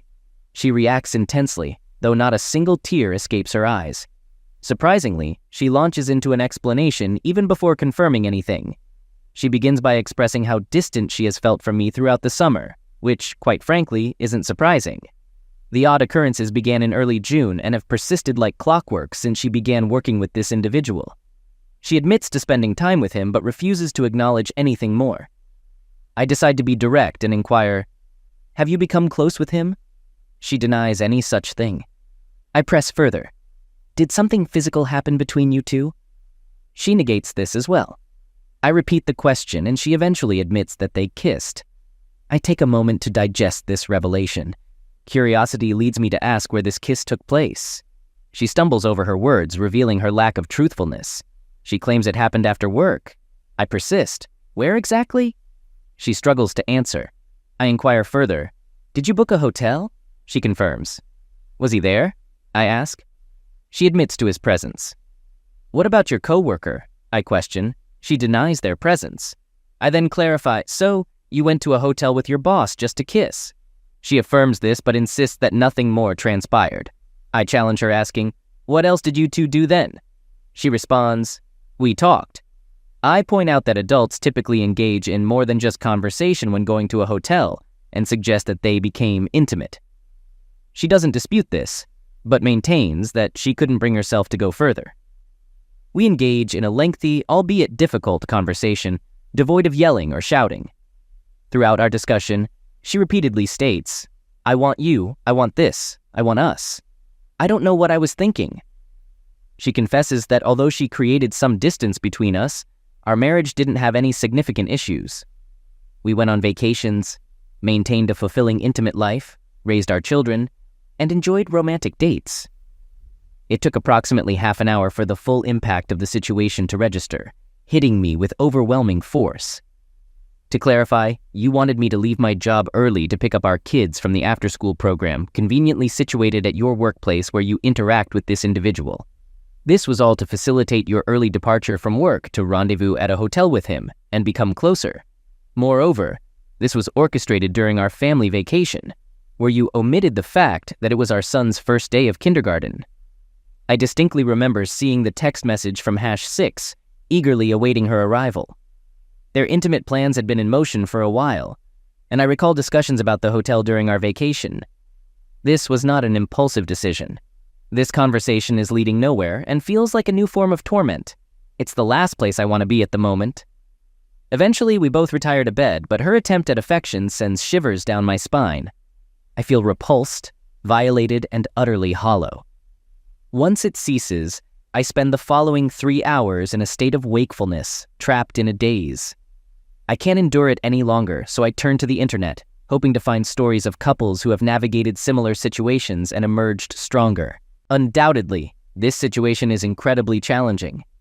It's about recognizing that returning to the way things were isn't possible, and that it's time to move forward, even though relinquishing aspects like finances, children, love, and memories is agonizing. It feels dreadful and seemingly hopeless. Last night, sleep eluded me and I contemplated the idea of divorce. My thoughts were in disarray, and when my partner woke up and inquired about my state, I was at a loss for words. Subsequently, I confronted her about #2, confirming my initial gut feeling. She could no longer deny it, and her excuse that it just started held no validity. I directly informed her that I was aware of her presence with him at that location.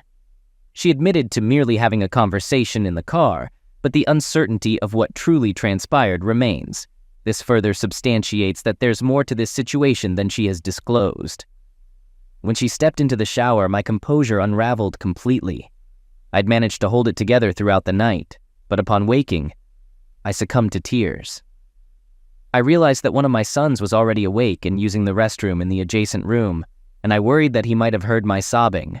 I crumpled to the floor and wept inconsolably right in his presence. Witnessing one of our innocent and malleable sons, completely oblivious to the world, shattered me. How could someone be so thoughtless and self-centered as to forget about this precious child entrusted to our care? Subsequently, our other son entered the room and found his father on his knees, embracing his younger brother while sobbing. It was astonishing how my life had transformed in a mere moment. Everything had abruptly shifted. Summoning the resolve to leave my bed, I descended the stairs to prepare some coffee. My partner remained unaware of the turmoil in my mind. The previous night had been tumultuous, filled with restless thoughts about whether I could overcome what had transpired between us. It felt as though all the effort we had invested in building our life together had been in vain. In the heat of the moment, I even uttered the word divorce, but I was utterly perplexed about how to proceed. We sat with our children, attempting to have breakfast and grapple with the uncertain future before us. The atmosphere was undeniably tense. I accompanied my elder son on his walk to school, where he had just commenced kindergarten 3 weeks earlier. This was the same day my wife had planned a romantic excursion with her boss. I had to muster a facade of strength and stifle my tears, observing my little boy dart off toward the playground, frequently glancing back to ensure I was still there, tugged at my heart. He held great affection for me, and witnessing his rapid growth pained me deeply. While standing there, I noticed other parents arriving, some hand in hand and appearing content. It was astonishing how drastically my life had transformed within a mere 12 hours. Oh, I almost forgot to mention that my wife has been dealing with this situation for a while now, though the last hotel incident occurred only a few weeks ago. She informed me that she canceled her upcoming business trip to California with him, the one that had been causing me anxiety for weeks. Additionally, she's withdrawing from a program that required her to collaborate closely with him. Apparently, they will now occupy opposite sides of the building. Frankly, I'm uncertain how to interpret all of this. Here I find myself ensnared in this predicament. The thought of a breakup wounds me more deeply than enduring the current situation. I struggle to focus on anything. My work suffers, and I can't even muster the... Story 4. I remember countless times when my father shared life lessons while working on the old radio in his workshop. Those moments were calm, yet full of wisdom, teaching me that life's path can be unexpected and tests your resolve. Years later, even after settling into my own home, that sense of preparedness stayed with me. One crisp November morning, I followed my usual weekend routine, enjoying the sun as I polished my 2008 Bullitt Mustang. While others found peace in golf or naps, I found mine in car washing, where my thoughts wandered freely. I had grown used to viewing each day as a gift, not knowing how drastically things were about to change. The weather forecast hinted at a rare stretch of warm autumn days, giving me a little more time with my Mustang before switching to my winter Jeep. As I organized my car supplies, a car suddenly screeched to a stop in front of my house. It was Judy, my mother-in-law, her face red and tear-streaked. She rushed toward me and grabbed me, crying uncontrollably. "Come inside, Judy," I said softly. I guided her to the kitchen and sat her down. "Would you like some tea?" I asked as she muttered through her tears. After moving her car and calling my wife Penny downstairs, I returned with tea and a slice of chocolate cake. Judy and Penny, sitting close, looked more like sisters than mother and daughter. At 25 and 43, they shared the same tall frame and long hair, with only a few signs of age marking Judy. "Thank you, Donnie," Judy said, her voice breaking. "Pen, you're lucky to have him. You'll never know what it's like to find out your husband is cheating." I was stunned. Ed, Penny's dad, was unfaithful. Judy, still beautiful and kind, deserved better. Penny tried to explain, saying men are biologically wired to spread their genes, a theory she had learned in college. "Society excuses men for it, but condemns women," she added. "It's not about other men," Judy said, her voice trembling. "It's about your father, who promised to be loyal." The doorbell rang, cutting the tension. I opened the door to find Ed, looking defeated. "Is Judy here?" he asked quietly. I nodded and stepped outside, letting him in. Taking up the hose, I resumed washing my car, trying to clear my mind, when laughter broke out behind me. As I turned around, Penny wrapped her arms around me, resting her head on my shoulder. "Donnie, do you love me?" she asked. "Of course, Penny. You know that," I said. "I'm dealing with a family crisis, and I need your help," she continued. "Can you cook the steaks and help calm my mom down? They might actually get divorced this time." "Has this happened before?" I asked. "Yeah, several times," Penny said. "They love each other but can't stop this cycle.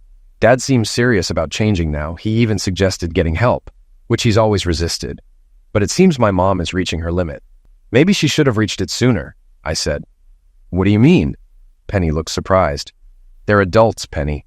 They have to face the consequences of their choices. Maybe if your mom hadn't tolerated this for so long, your dad would have realized sooner that he'd pay a price for his actions." Penny's eyes welled up with tears. I hugged her. "I'll help," I said. "Donnie, this is easy for you," she said, crying. "Your parents were perfect. You've never faced this. I don't want my parents to split. I want our future kids to have loving grandparents, and for us to be one big family." Okay, honey. I'll grill the steaks. You talk to your mom, and I'll talk to your dad. When dinner's ready, we can all sit on the terrace and get them to talk. Though I didn't fully agree, I loved Penny too much to refuse. I understood her wish to keep her family together. Most of us do. We hold our parents to a standard, even looking past their flaws just to keep peace.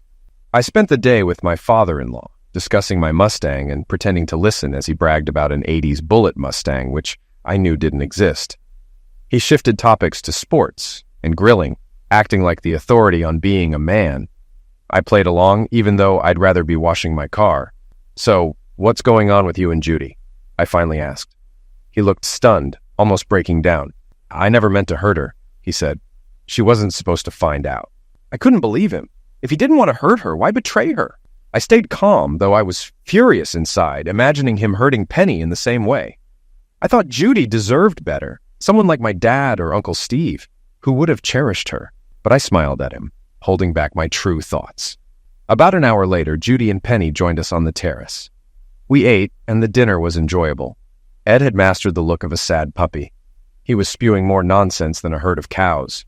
Part of my problem is that in recent years I've drifted away from the church, he said. I need a dose of a good book to get me back on track. I glanced at him from the other end of the table, half expecting him to be struck by lightning. When that didn't happen, I shouted, "Sorry!" and bolted inside, heading down to the basement.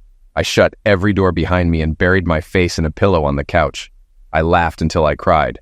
He was trying to say anything he thought would redeem him. When I stopped laughing, my eyes were still wet and my face was flushed. I came back and sat down at the table. Penny gave me a strange look. Ed's expression was as innocent as fresh snow, as if waiting to be deemed a saint. Judy looked at me, making me uneasy. Her expression said it all. She was in deep emotional pain, on the verge of cutting this man out of her life forever and hoping her daughter and I would help her make the right choice. So, Donnie, do you think counseling could be the answer? She asked. I looked at Ed, who subtly nodded at me, and then at Penny, who was hoping to save her parents' marriage. She nodded too, almost imperceptibly. Then I met Judy's eyes. There was no hint of deceit. I did it purely for selfish reasons. I knew Penny would be angry if I didn't. I lied. Counseling is meant to help you work through problems in your marriage, I said. A good therapist can sometimes help you see things about yourself and the relationship that might go unnoticed. They help you spot behavior patterns that aren't obvious. It wasn't entirely false. I'd heard it on a show about therapy on the Science Channel, so it was probably true in some cases. Judy believed me, nodded, and said, "Okay, we'll try." She reached across the table to take Ed's hand and smiled at him. Penny looked at me, glowing with joy. I felt sick. I'm a predator. Sometimes I skip vegetables and only eat meat so I can have more steak or roast. But that day, I almost gagged.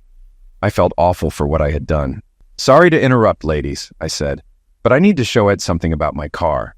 While they cleared the table and loaded the dishwasher, I led Ed to the garage. "Hey, your car's not in here," he said, smiling. "It's in the driveway." I grabbed him by the collar and shoved him forcefully against the garage wall, causing the clock to fall and break on the floor. "Listen carefully," I whispered.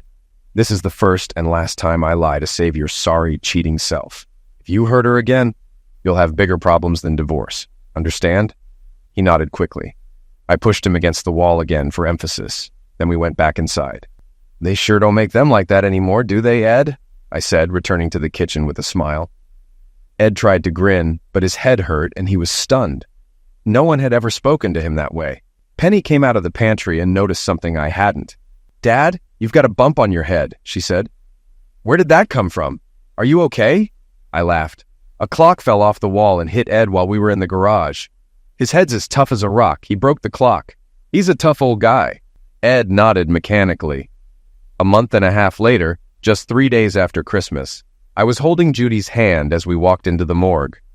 The room was unexpectedly cool, and a man who looked almost as lifeless as the bodies he tended greeted us. "I'm sorry for your loss," he said, with a smile that failed to be either friendly or comforting. It just looked creepy. He led us to a raised table and removed the sheet with a flourish that could make illusionists jealous. I half expected him to shout, "Voila!"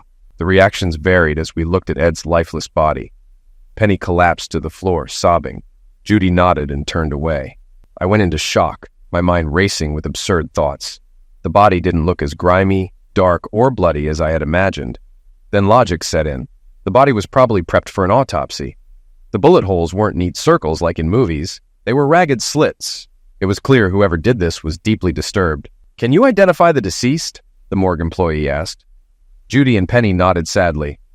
"I'm sorry for your loss. Have a good day," he said as he turned away.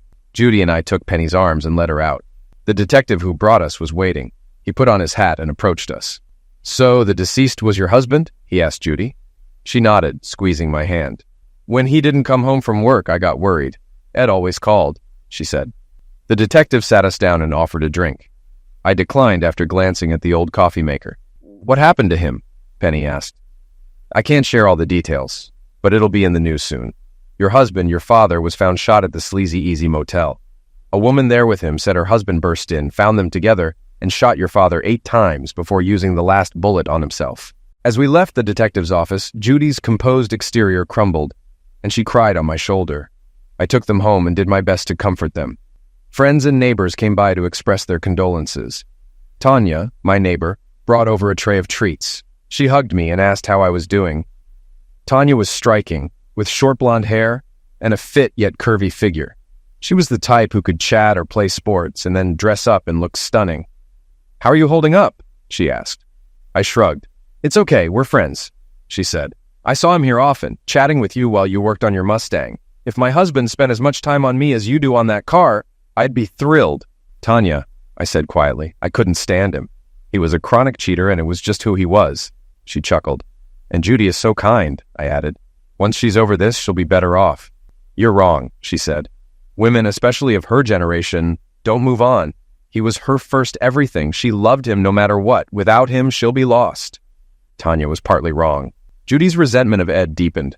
At first, she refused to attend his funeral. I convinced her to go for Penny's sake. Penny was upset with both of us. I didn't want to speak at Ed's funeral because I had nothing good to say. One of his friends did the honors. His eulogy was telling.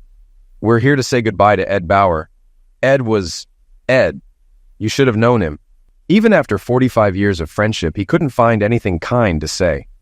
Life was hard for Judy after the funeral. Small things, like TV scenes involving infidelity, made her angry. Penny and I often discussed how to help her.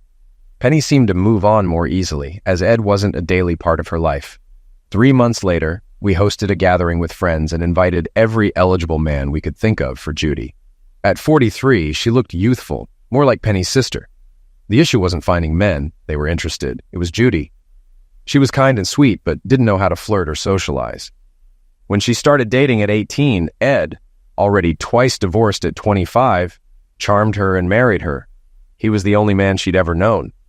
Judy didn't know how to navigate the social scene. We didn't expect success right away and thought we'd need more gatherings before seeing any progress. The issue began after the party. While cleaning up, I spotted Penny's phone on the counter. It buzzed with a new message.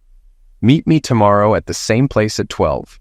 Shocked, I scrolled through the previous messages and found out Penny had been making plans with another man. My mind reeled.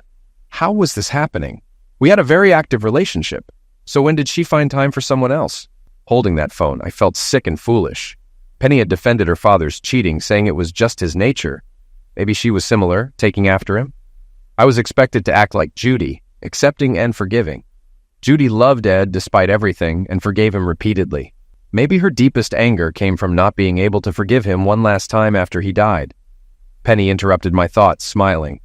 "You're not helping clean up, but that's okay. Let's go to the bedroom," she said. "I need to work on the brakes," I replied, watching her reaction shift to disappointment and anger. "How long will it take?" she asked. "All night, if I do them all," I said. "Can we try tomorrow?" She hesitated. "Maybe I have other plans tomorrow," she said with a smile. Her words made me angry. I knew something was off, and whatever was happening, it would end now. "I wish you'd just come to bed," she said. "I need to work on the brakes after hosting your mom's party all day," I responded. "If you love me, you'll wait," she said. "If you love me, you'll let me finish," I shot back. "What's wrong, Donnie?" she asked. "Usually you're always interested, and today, after helping my mom, you're not." "Women today kept telling me how lucky I am to have you," she continued. "Even Tanya joked about what she'd do if I wasn't around." "Things can wait until tomorrow," I said, walking away. "Okay," she called after me. I realized her urgency was because she wouldn't be interested tomorrow. She'd pretend to be tired after meeting the man at the motel. Maybe I was overthinking it. But I remembered a story from a show about a jealous husband who ruined a car thinking his wife was cheating, only to find she bought it as a gift for him. It ended in divorce. The next morning, I went to work as usual. Penny made breakfast and leaned over to serve bacon. I hugged and kissed her. "So last night your car won, but today you're ready?" she teased. "Sorry," I said. "I love you, Pen," and kissed her deeply. "What's gotten into you this morning?" she asked, smiling. "I just wanted you to know how much I appreciate you," I said, hoping it would stop her from making a regrettable decision. If I was wrong, no harm done. I went to work and focused on my tasks, finishing early. At 11:30, I left. Penny called as I stepped out. "Hey, darling," she said. "Want to have lunch?" "Sure," I said, relieved. "At home or out?" "Wait, I have another call," she said, pausing. Moments later, she returned. "Can we reschedule for tomorrow? Mom needs me." "I'll be busy tomorrow," I replied and hung up. I called Judy. "Hi, how's your day?" she asked cheerfully. "Better after talking to my favorite brother-in-law," she joked. "I'm your only one," I said dryly. "Still my favorite," she laughed. "Have you talked to Penny today?" I asked. "Yes, she mentioned wanting to chat with me." "Great. Just wanted to invite you both to dinner," I said. "Sounds nice," she replied. This call delayed me, but it confirmed Penny was checking if I was at work. I drove to the motel and spotted her car. I bribed the cleaning lady to unlock the door. Inside, I saw a familiar back. Pulling him off the bed, I threw him to the floor and hit him. He didn't fight back. "Donnie, stop! You'll liquidate him!" Penny shouted, trying to intervene. I stood, brushed her hands away, and said calmly, "Don't touch me again." I called my secretary to say I wouldn't be in. Then I called 911 to report the incident. Penny sat speechless, trying to talk, but I told her to stay quiet. "Donnie, when we get home," she started. "We don't have a home," I said.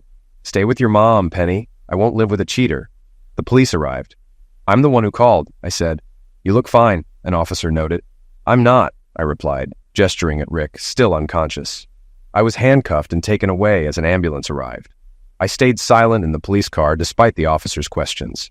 At the station, I was processed and held as a suspect. They had no proof yet, only suspicions. I was put in a cell with others, mostly disheveled or drunk.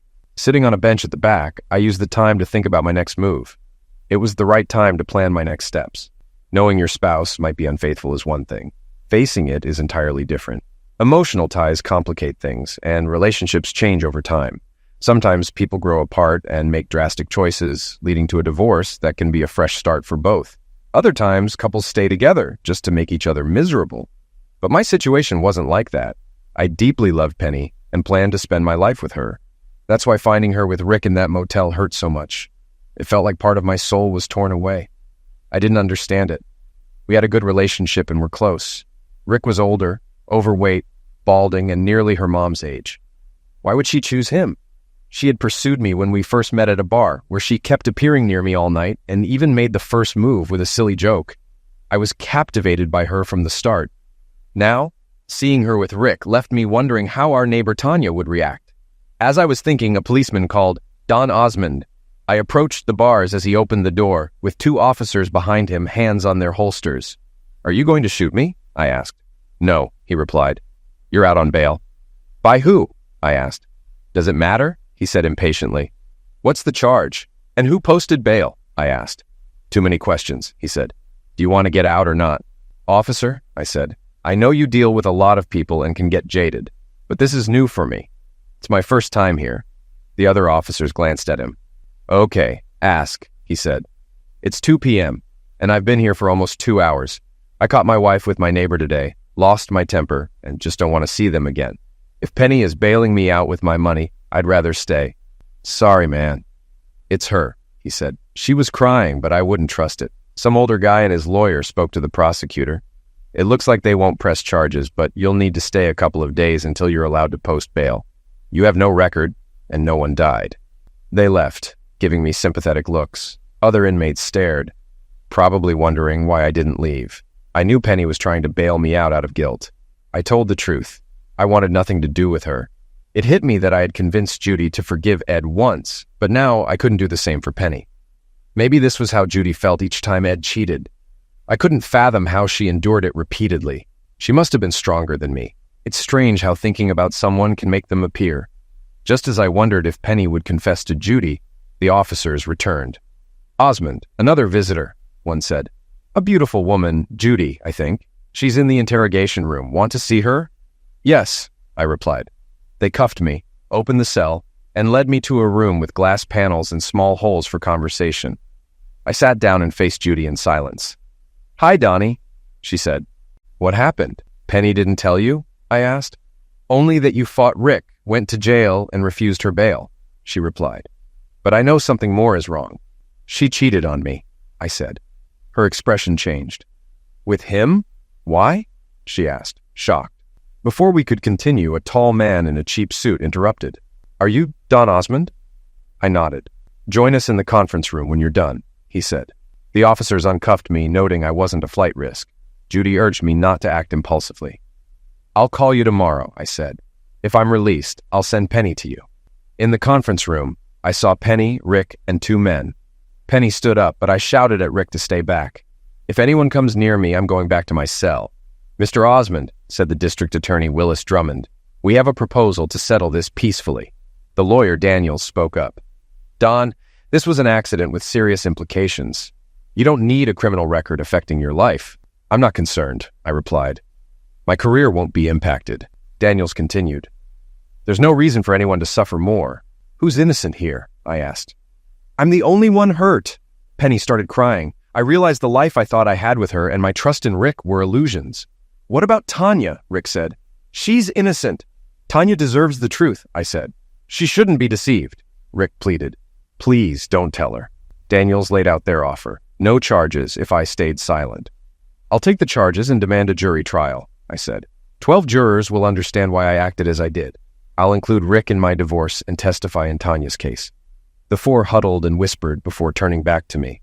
"What do you want?" they asked. "I won't tell Tanya Sue or mention you in my divorce, but you must agree to testify if needed, drop the charges, and stay at least 15 meters from me without permission." "Agreed," Daniel said with a relieved smile. "Wait, I know I'm within 15 meters now, but it starts once I leave." "Right?" I said to Rick. "Do what you want with her. She's not mine anymore. After the divorce, she's yours." "Can I go?" Penny shouted. "No, Donnie, don't." "Willis, walk me to the counter so I can get my things. I need my wallet for a cab," I said. Penny's cries echoed as I left. When I got home, Tanya was outside. "Where have you been?" she asked. "My husband was in the wrong place and got hurt. Poor guy." "This is bad, Tanya," I said.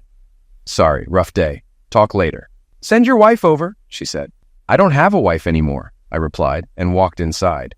The phone rang. It was Penny's, the same phone that exposed her infidelity. I let it ring. It rang again, this time Judy's number. I answered. "Judy, can you— Donnie, you need—" I hung up. After 30 minutes, Judy called again. I picked up. "Donnie, are you there?" she asked. "Hi, Judy." I had to give Penny some tea and sleeping pills. She's hysterical, blaming everyone. "I'm not surprised," I said. "She blames Rick and you," Judy said. "Says he tricked her and you're being cold." "How am I behaving?" I asked. "Not like me," she said. "She expected you to be more forgiving. Will it ever get better?" I asked. "No," she said softly. "You doubt yourself, wonder why they strayed, and compare yourself to others. Trust is lost, and every delay or absence feels like betrayal. It never really goes away." "Judy, I lied to you," I admitted, "when I urged you to go back to Ed. I thought you should have left him." "You lied because Penny wanted that and you loved her," she said. "I knew you're a bad liar. Your eyes told the truth." "Ed was foolish. No one he cheated with was worth a fraction of you," I said. "It runs in the family," she replied. "I can't believe she was with Rick," I said. "I'm not like you, Judy. I won't take Penny back just to be hurt again." "You can't fight nature," I said, recalling what Penny once said about her father. "Maybe," Judy sighed. "You can train animals with effort and rewards," I said. "But I won't do that with Penny. I won't reward her for staying loyal." "Cheaters will cheat," I said. "Maybe we're just good people who loved the wrong partners. You raised a great daughter." "I have nothing," she said. "Then let's not waste more time. If we move on, we prove we're strong. If we keep hoping for change, we're fools. You deserve better, Judy, and so do I." "Who are you talking to, Mom?" Penny asked. "Is that Donnie? Did you tell him how sorry I am and that it wasn't my fault?" "Bye, Judy," I said. "You seem busy." In the following days, Judy and I talked often, and neighbors, including Tanya, brought food and visited. I hired a lawyer and prepared a fair divorce agreement, splitting everything evenly. Though it wasn't ideal for me, I didn't want Penny left with nothing. I had no intention of reconciliation. If needed, I would involve Rick or take drastic steps to protect myself. My lawyer questioned Rick, uncovering details about his 6-month affair with Penny. I suspected it wasn't the first. I arranged to meet Judy and Penny to deliver the divorce papers personally. When I arrived, Judy let me in, and Penny rushed over. "I've missed you so much," she said. "Penny, I'm here to make this easier," I said. "I didn't want a stranger handing you divorce papers." "No, Donnie," she cried. "I'll stop. It won't happen again. Give me another chance. I'll go to counseling." "It won't help," I said. "This affair lasted over 6 months, and Rick might not be the first. How could you lie to me and betray Tanya?" "It was just Zex," Penny said. "We're more than that." "We're less now," I said. "Our vows are broken, and this ring means nothing." "Please," she begged. "No, Penny, I can't live this way." "It's not fair," she said. "What if I hurt myself?" "Then there's nothing more I could do," I said. "I'd just step aside." "You have to forgive me," she pleaded. "You love me?" "Penny, be quiet," Judy interjected. "Mom, stay out of it," Penny snapped. "He won't forgive me, and I can't eat or sleep. I love him so much." "Enough," Judy yelled. "You're acting like the world revolves around you. I forgave your father over and over, and maybe that made you think forgiveness is automatic. But Donnie isn't me. You had a good marriage and ruined it. Now live with the consequences. Donnie's hurting too, and I can't believe you did this to someone who loved you so much. Then again, your father did the same to me. I'm glad he's gone. I wish I'd left him sooner." "But, Mom, I'm sorry and hurting too," Penny said. "I admitted my mistake." "You caused this," Judy said. "You have to take responsibility." "I agree, but I don't think it's bad enough for divorce," Penny said. "Isn't that for Donnie to decide?"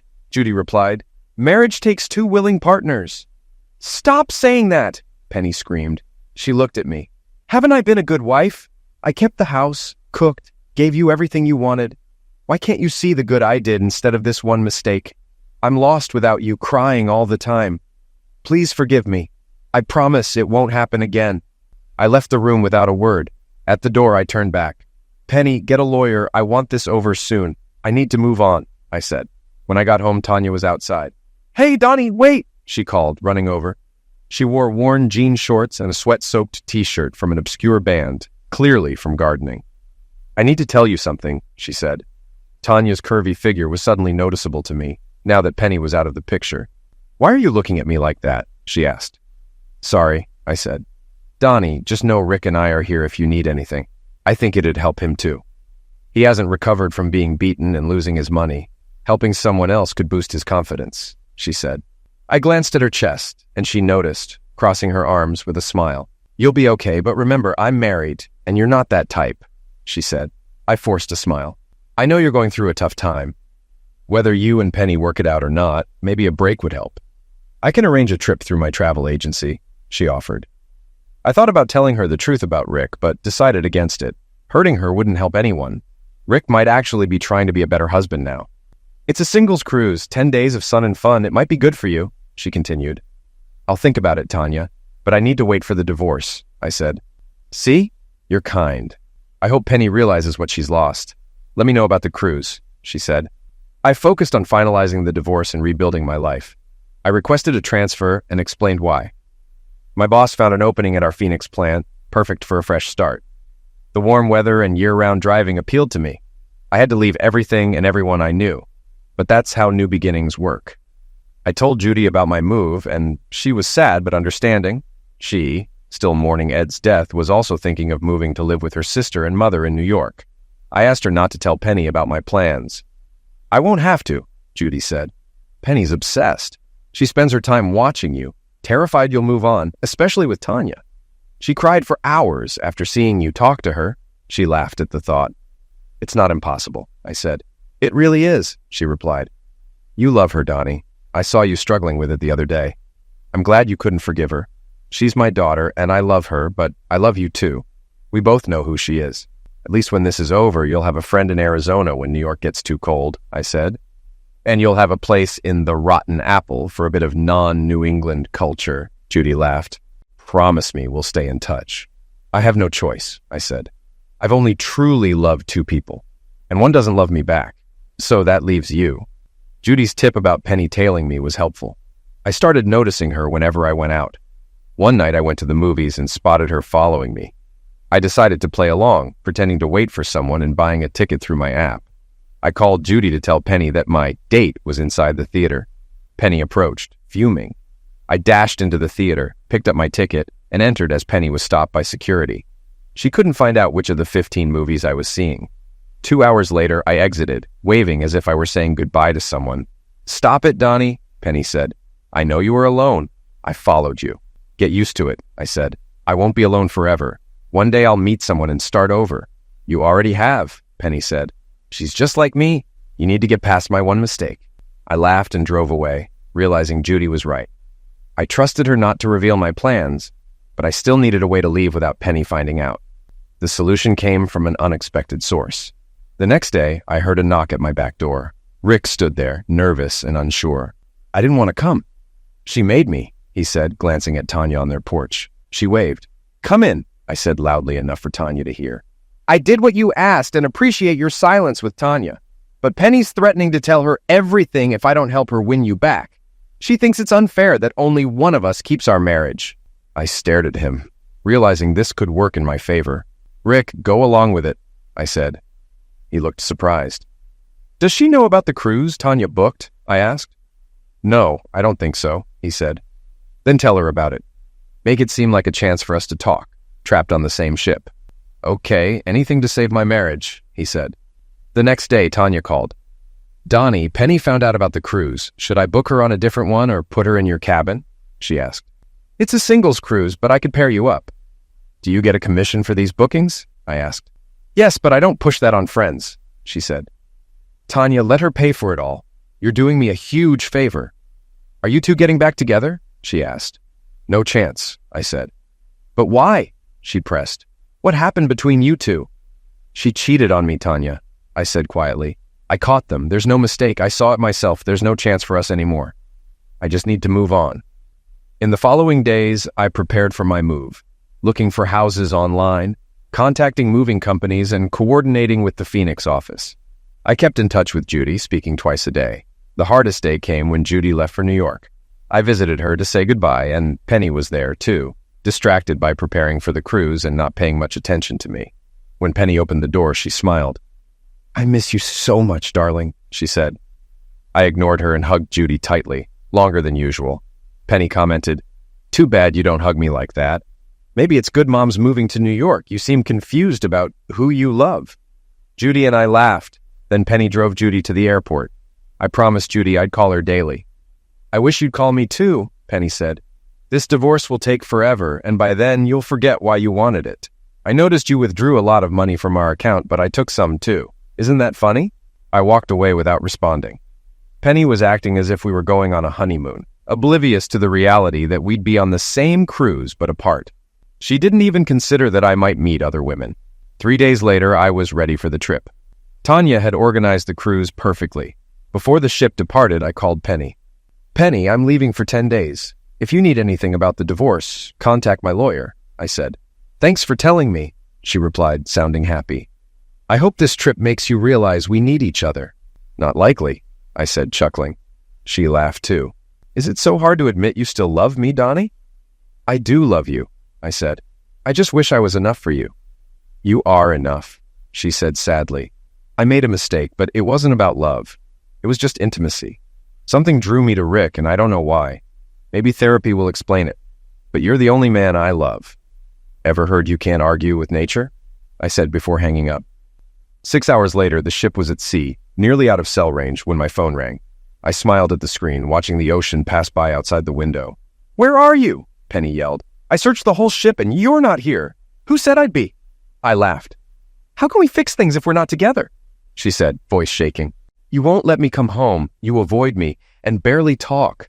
I'm losing my mind. I love you, Donnie." "Okay, Penny," I said. "After the cruise, we can talk, but we won't share a bed." "I'll do whatever it takes to get back into your heart," she said just before the line cut out. I laughed as I crossed another state line. Then I called Judy. "Hi, Judy," I said. "Donnie," she said joyfully. "It's been so long since you called." "Almost 4 hours," I joked. "I think I made a mistake," she sighed. Can you imagine living with two grumpy old ladies? I laughed. Judy always made me smile. Stop it, Judy. No one would ever not want to be around you. Do you know what time does? She asked. They say it heals all wounds.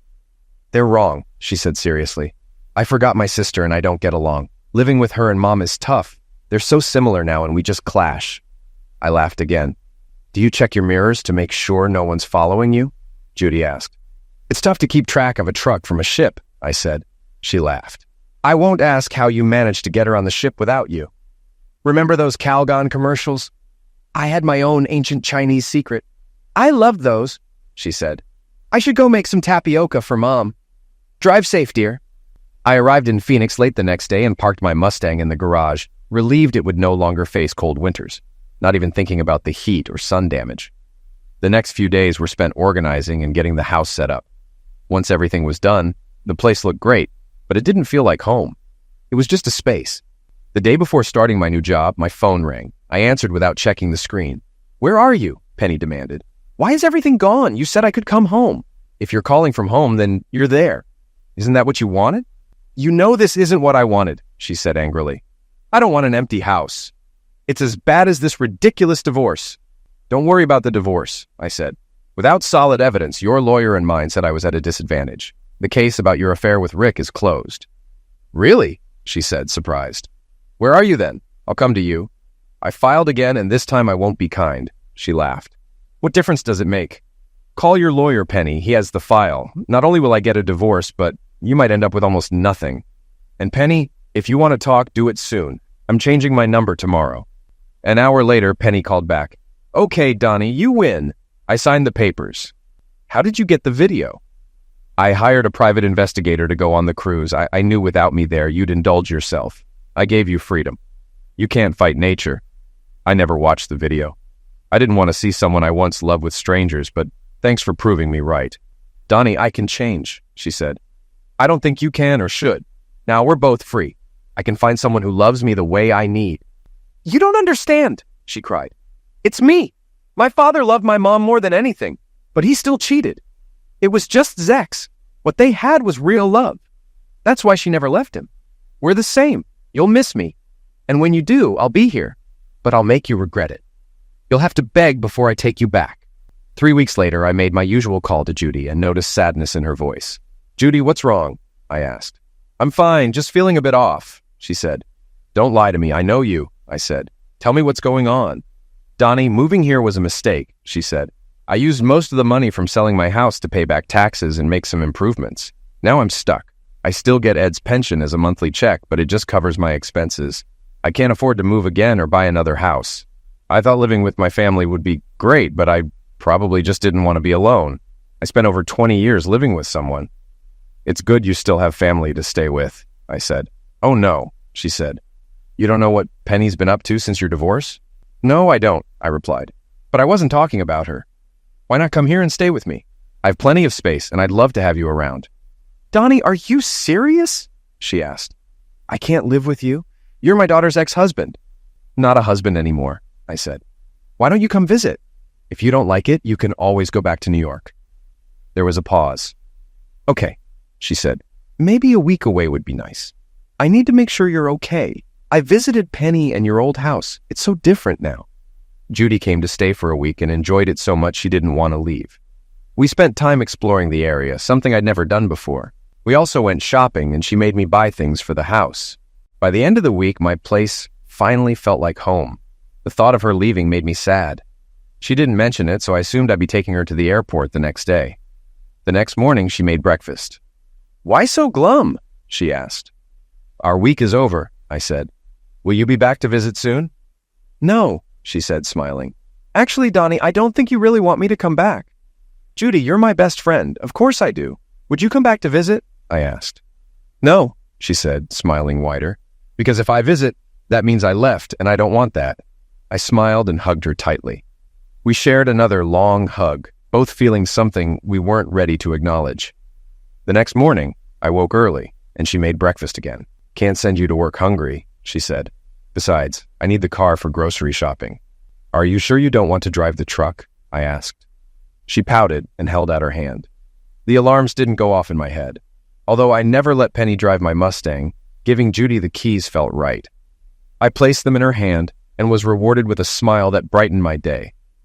After breakfast, we got in the car and I drove to my office. I expected her to leave, but she came inside with me. She toured my office and met my secretary. Smiling, she guided me to my office. "Why aren't you with any of them?" she asked. "She's not my type," I said. She laughed and said she'd pick me up after work. That evening, we grilled steaks on the porch and watched the sunset. I noticed she had done more than just shop. She'd added decorations, a painting here, a trinket there, making the house feel more like home. I asked her about it and she smiled. "I was on my feet all day, but it was worth it if you like it." "I love it. It's beautiful," I said. "Wait until you see the new sheets tonight," she teased. I took off her shoes and started massaging her feet, beginning gently.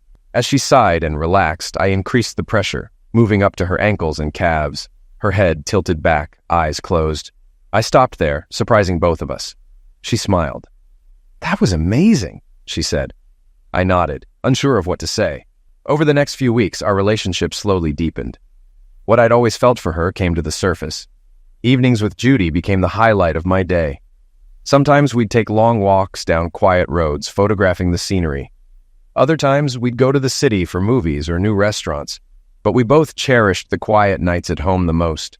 I often suggested going out, afraid of what might happen if we spent too much time alone. Judy frequently asked for massages, sometimes for her feet, sometimes for her neck and shoulders. These massages grew more intense over time. Foot massages would start at her feet and end above her knees, while shoulder massages would sometimes brush the top of her chest. After about 5 months of living together, the turning point came. It was Judy's birthday, and I wanted to make it special. I bought her a diamond necklace and reserved a table at one of the city's most upscale restaurants. Dinner was wonderful, and a violinist played a playful jazz rendition of Happy Birthday. When I slid the box across the table, her eyes lit up at the sight of the necklace. She gasped and asked me to put it on her. When the small diamonds on the pendant sparkled between her collarbones, something shifted between us. I noticed her smiling and pointing behind me. Turning around, I saw the waiter. "I was saying, sir, that your wife is the most beautiful woman here," he said. "You're right," I replied. "Donnie, you should have said thank you, silly," Judy laughed. "Or at least corrected him. He thought we were married." "I couldn't say thank you," I said, "because it would imply I had a hand in your beauty. And I couldn't correct him, because I don't mind if people think we are. Are you ready for dessert?" he asked. "Yes," she said. "Can we take it home and eat it there?" Hearing her call my house home made me feel warm. It was the first time she'd done that, and it meant a lot. When we got back, it felt like the perfect ending to an amazing evening. Maybe I was getting older, but at 30, I felt content. I didn't need more. A year ago, if Penny and I went out and the night didn't end with intimacy, I'd be disappointed. But watching Judy walk in front of me, her hips moving gracefully under her dress, was enough. Her beautiful smile was the most fulfilling part of the evening.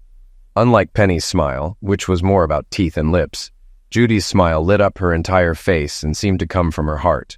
I cherished these moments and would never do anything to risk them. Penny's words echoed in my mind. The woman I should spend my life with looks like this. Just like her.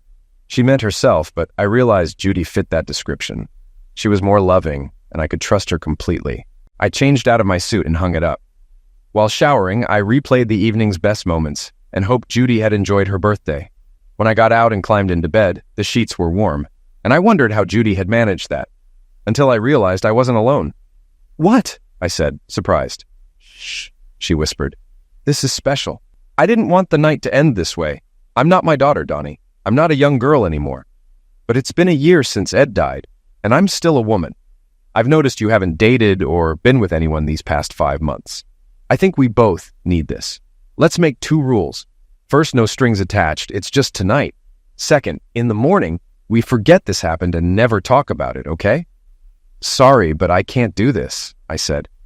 "I know there's an age difference, Donnie, but I'm not that bad," she said. "And I get it. You haven't been with anyone for months. I know I'm not Penny." "Judy, stop talking nonsense," I said. "I'm glad you're not Penny. I survived that. What happened on that ship erased any feelings I had left for her." "Then why won't you?" she asked sadly. "I never said I didn't want you," I said. "It's your rules I can't handle. I didn't want to risk ruining what we have, Judy. But if we do this, it won't just be intimacy for me, and I could never pretend to forget it. As for commitment, we already have the waiter and everyone at work thinking we're married. I want that commitment with you, Judy. I want ties. I want real bonds. She leaned over and kissed me. A kiss so perfect, it felt like one you'd want to experience for the rest of your life. Our lips met softly, then pressed harder, tongues exploring, seeking connection, as if trying to draw out each other's essence. I wanted Judy more than anything. She was ahead of me, and I barely managed to slow things down. I love you, Judy, I said. 5 months, she whispered. I can't believe we waited this long. We couldn't do it any sooner, I said. We're not the type to just sleep around. Maybe not, she laughed. But we both loved deeply and exclusively. The next evening, when I got home, dinner, and more, was waiting for me. I wanted to make sure last night wasn't just a one-time thing. She laughed and said, "Can you do that again?" We set a rule. Never mention Ed or Penny. The past stayed in the past, and we focused on the future. We shared so many new experiences that there was no room for the past. We did many things together for the first time. Marriage never came up, though everyone assumed we were that serious. We were too caught up in the present and planning for the future to dwell on it. Things continued smoothly until reality caught up with us. We made one mistake. When Judy moved in, we had to ship her belongings from New York. Penny, searching for her mother, visited her grandmother and aunt, who, unaware of our situation, shared the address. What followed was a series of unfortunate coincidences. One Saturday, I went shopping for a barbecue and planned a relaxing day with Judy on the deck hammock. While I was out, Penny arrived at our porch. Judy had no choice but to let her in, hoping I'd be gone long enough for her to send Penny on her way. Penny quickly realized her mom wasn't living alone and that her housemate was a man. Judy confirmed it and said, "I'll meet you for breakfast tomorrow." Penny drove off but spotted my car and recognized it. Unfamiliar with the roads, she got lost for a while. I returned home and Judy chose not to share any bad news until we had some time to relax. We were grilling steaks and almost completely at ease, with Judy playfully yelling for me to refill her drink when we noticed someone peering over our 6-foot fence. Penny's eyes were wide with shock, and she began screaming like a banshee. We let her in, though she looked like she could burst. "I can't believe any of you," she shouted. "Especially you, Mom. What would Dad think? How could you get involved with your daughter's ex-husband?" "Penny, we're not married anymore," I said. "Then why are you here?" she demanded. "I came looking for my mom," she said, frustration in her voice. "I thought she'd help me find you, not replace me. I need some help." "What kind of help?" I asked. "I've lost most of the money you left me, and I'm close to losing my house. I was hoping you'd give me another chance." "I know how foolish I was," she said sadly. "Sorry, Penny, but that's not going to happen," I said. "You can't fight nature." "Yes, you can," she argued. "If you really try, anything's possible. I swear I've changed." I smiled. I was talking about Judy and me. It's in our nature to love deeply and stay that way. "We can't fight it. Go home. I'll put some money in your account, but you'll need to find a job." "Why can't I stay here with you?" she asked. "Penny, your presence only reminds me of what you did and makes me angry all over again. That's why I left the city in the first place. Do you need money or not?" "Of course," she said, then turned to Judy. "You're the one who doesn't want me here, aren't you? Mom, you know that if I had a chance to fight for him, you'd lose. And Donnie just goes along with you, like before. He's confused, thinking he loves you. But deep down, he still loves me. He stays because you're like me, but he knows you won't betray him." Judy and I both laughed at Penny's words. We had talked about her and our past enough that it no longer affected us. I would always choose Judy's kindness and calm personality over Penny's impulsiveness. Judy appreciated that she was the only woman who had my attention, and my deep affection for her was a powerful attraction for both of us, making our relationship vibrant and full of energy. Penny left the next morning, still angry that we didn't let her stay. It would have been too uncomfortable. Judy and I were content with our life as it was. In some ways, we felt partially responsible for what happened to Penny, but we truly just wanted to move on with our lives. Later, we discovered that Penny had been involved with multiple men in the neighborhood, including some friends. This became the subject of local gossip. One morning, Tanya noticed men leaving Penny's house and confronted them. She said, "You should be ashamed for embarrassing your wives with the neighbor's affair." One of them retorted, "Mind your own business and watch your own husband." They revealed that Rick had been the first in the neighborhood to be with Penny, which was why I divorced her and left. Tanya confronted Rick, and 2 days later, he confessed. When Penny came home and dropped her bags inside, she had an odd feeling. She thought about calling someone to lift her spirits, but as she reached for the phone, she saw Tanya sitting in the dark. "I thought we were friends," Tanya said, tears in her eyes. "We are," Penny said, shocked. "You had everything, a good home, a great life, a husband who adored you. Why wasn't that enough?" Tanya asked. "I didn't think he'd find out," Penny admitted. "I love him, but I couldn't control myself. It's probably in me, like my father. You can't fight nature. Once that desire takes hold, it can't be stopped." "Let me try to stop it," Tanya said, pointing a tool at Penny. Tanya called 911 and waited for the police. It was ruled a crime of passion. Rick promised to wait for Tanya and visit her every week. Judy and I eventually got married. Stories were written about us. Although more common now, it was still news when a woman over 40 successfully carried a pregnancy to term. We had twins. Death is always tragic, and we didn't wish it on anyone. Both Ed and Penny were victims of their own impulses. It's sad but poetic that Penny didn't learn from her father's mistakes and met the same fate. It turns out you really can't argue with nature. Life moved forward, marked by moments of quiet joy and reflective peace. Judy and I settled into a rhythm that felt natural, as if we'd always been meant for this chapter together. Our twins, bright and full of life, brought energy back into the house, their laughter echoing in rooms that once held only heavy silence. The past, with its shadows and betrayals, seemed like a distant storm we had survived, now only a reminder of the lessons it left in its wake. Sometimes, as I watched Judy play with the twins, or when we sat on the porch sipping tea in comfortable silence, I marveled at how life, full of unexpected twists, had brought us here. There were days when the echoes of old regrets threatened to resurface, but the present was far too precious to let them linger. Penny's fate was a tragic chapter, a reminder that some patterns were harder to break than others. It served as a cautionary tale, a stark contrast to the steady, unwavering loyalty that Judy and I now shared. We had rebuilt our lives not just on the ashes of past hurts, but on the strength of understanding, forgiveness, and a commitment to nurturing each other's happiness. The neighborhood eventually moved past the scandal, its gossips finding new stories to chatter about. Tanya, who had become a symbol of both betrayal and fierce love, eventually rebuilt her own life, far from where the echoes of that night could follow her. Judy and I grew older, wiser, and more certain of what we had. The twins, now teenagers, would often tease us, calling ours a late-blooming love story. But in those teasing words lay the truth. Life doesn't always go as planned, but sometimes what comes after the storm is even more beautiful. I never looked back with bitterness. Instead, I learned to appreciate the resilience it took for us to find each other amid the ruins. Judy would often smile at me with that warm, knowing look that had first captured my heart, and I would feel the unspoken bond between us deepen, a testament that, with the right person, you don't just find love, you rebuild it stronger than before.